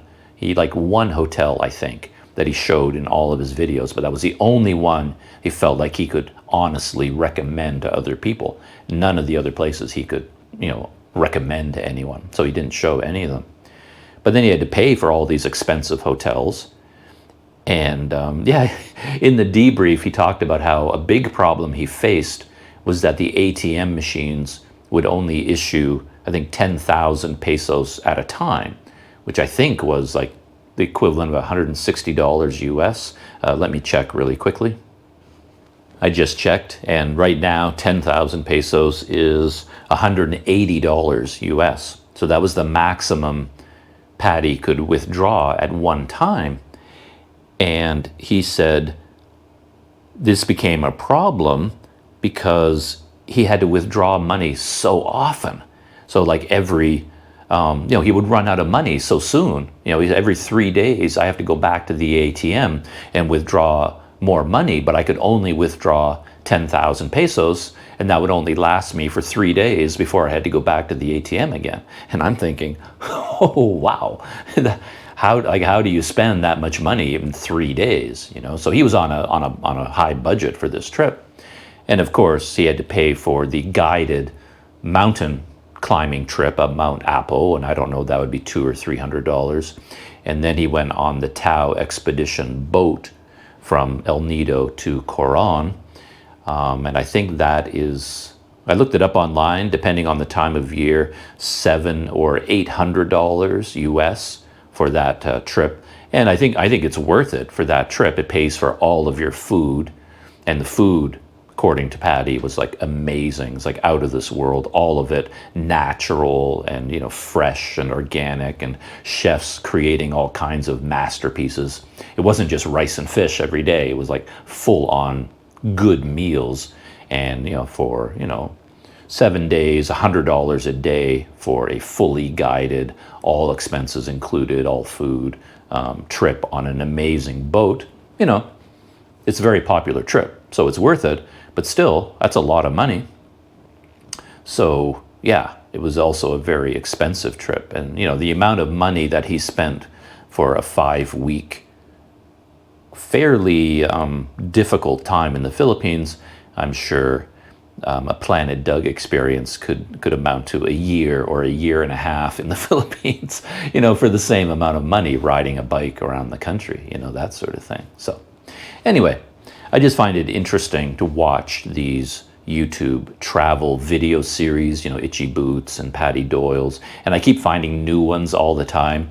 Every time I turn around, there's a new video in my feed saying, first time to Malaysia, Kuala Lumpur blew my mind, and of course I have to watch that video, and I discover a brand new YouTuber, and I kind of do a deep dive into their channel and watch all their videos. And I just find it interesting to watch all the different styles of travel and the way people go to places and the different ways they record their experiences on video.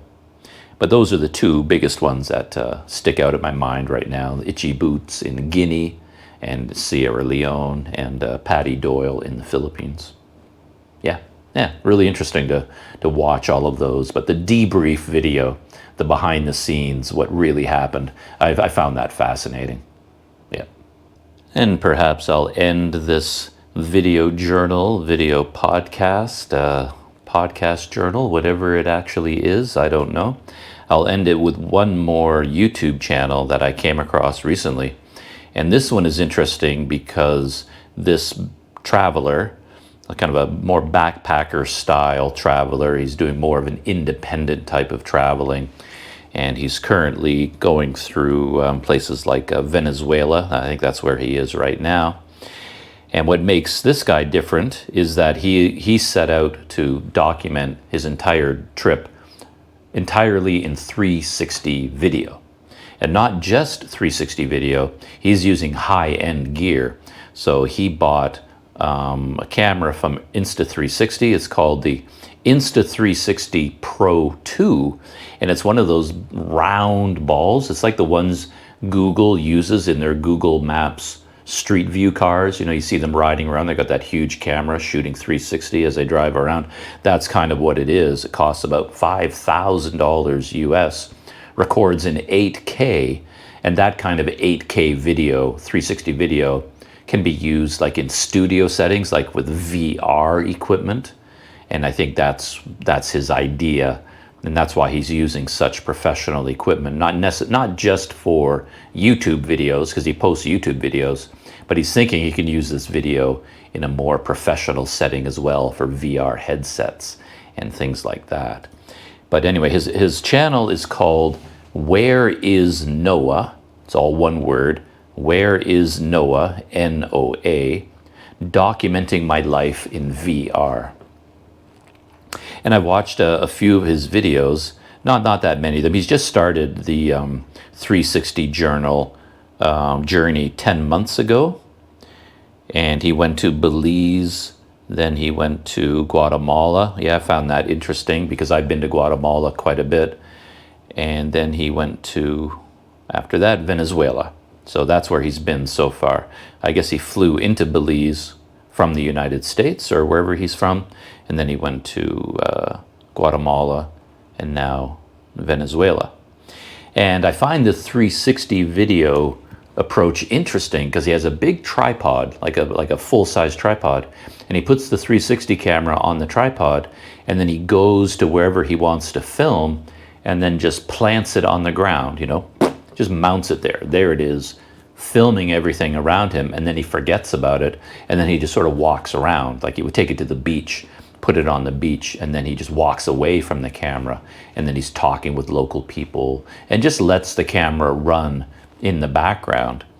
And the interesting thing for me is, because I use a 360 camera sometimes, but what I generally do is record in 360, but then I reframe it and post it as regular 2D flat video.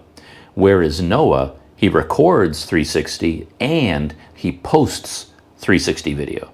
So when you watch his video, even on YouTube, you can move the camera around. You can do it by taking your phone and just moving it, and you can point the camera in different directions, or you can use your mouse and just click on the video and just you can point the camera around and look at different things. So you are in charge of where the camera is pointing, and then Noah just goes off and does whatever he does. And then as you watch the video, you can do whatever you want to do. You can point the camera at Noah, see what he's doing. You can point the camera this way, that direction, you know, in any direction you want, which is kind of interesting. I don't know that it is a successful experiment, because from what I'm seeing on YouTube anyway, you don't need a $5,000 360 camera for that. In fact, the video quality doesn't look that special to me. I think this 8K can't even be displayed on any device on YouTube. It can't show 8K anyway. You can only take advantage of the 8K if you're watching the video in like professional VR gear or something. And it seems kind of dark to me, kind of dark and muddy. I like bright, punchy colors, lots of saturated colors. That's kind of what I like. And it seems to me that his 360 video would actually look better if he was using something like a small Insta360 X3. It seems to deliver a punchier, brighter video than what he's getting from his big one. But he also has one of the Insta360 more portable cameras as well, and he uses that sometimes. But yeah, it's kind of interesting to think about that. And audio is also an issue for him, I think, because I'm not sure what he's doing with audio, but when you mount the camera here and then you walk 20 feet away from it, he does have some kind of a 360 microphone unit on there as well, but it's not really picking up his voice from 20 feet away, you know, so the audio is not that great. What I do with my 360 camera is I mount the Rode Wireless Go on the camera itself, and it's recording my voice, you know, directly like a lav mic, so I get very clear, sharp video on the 360 video. But he doesn't. He gets very, very low levels in the volume. So it's interesting because it's so hands-off. He doesn't have to think about any of his equipment. He just takes the 360 camera, plops it down wherever he is, and then he talks to people. And his latest video, I think he's inside the home of some local people, like his taxi driver invited him back to his house for lunch. So he went back to their house, and I guess he asked them, like, do you mind if I record our lunch? And I guess they said, no, that's fine. And he just put his 360 camera down in the middle of their kitchen and then just had lunch and was talking with them as they're preparing food. And it records everything in their house. You know, you can move the camera around, look at the kitchen, look at the taxi driver, look at his wife, look at the food, look around the house, look at Noah, you know. And then the audio is not that great, but it's recording the voices of all the people around him. Anyway, I was just thinking about that. That's an interesting way to record video for a travel vlog. He's definitely trying something new, something very different.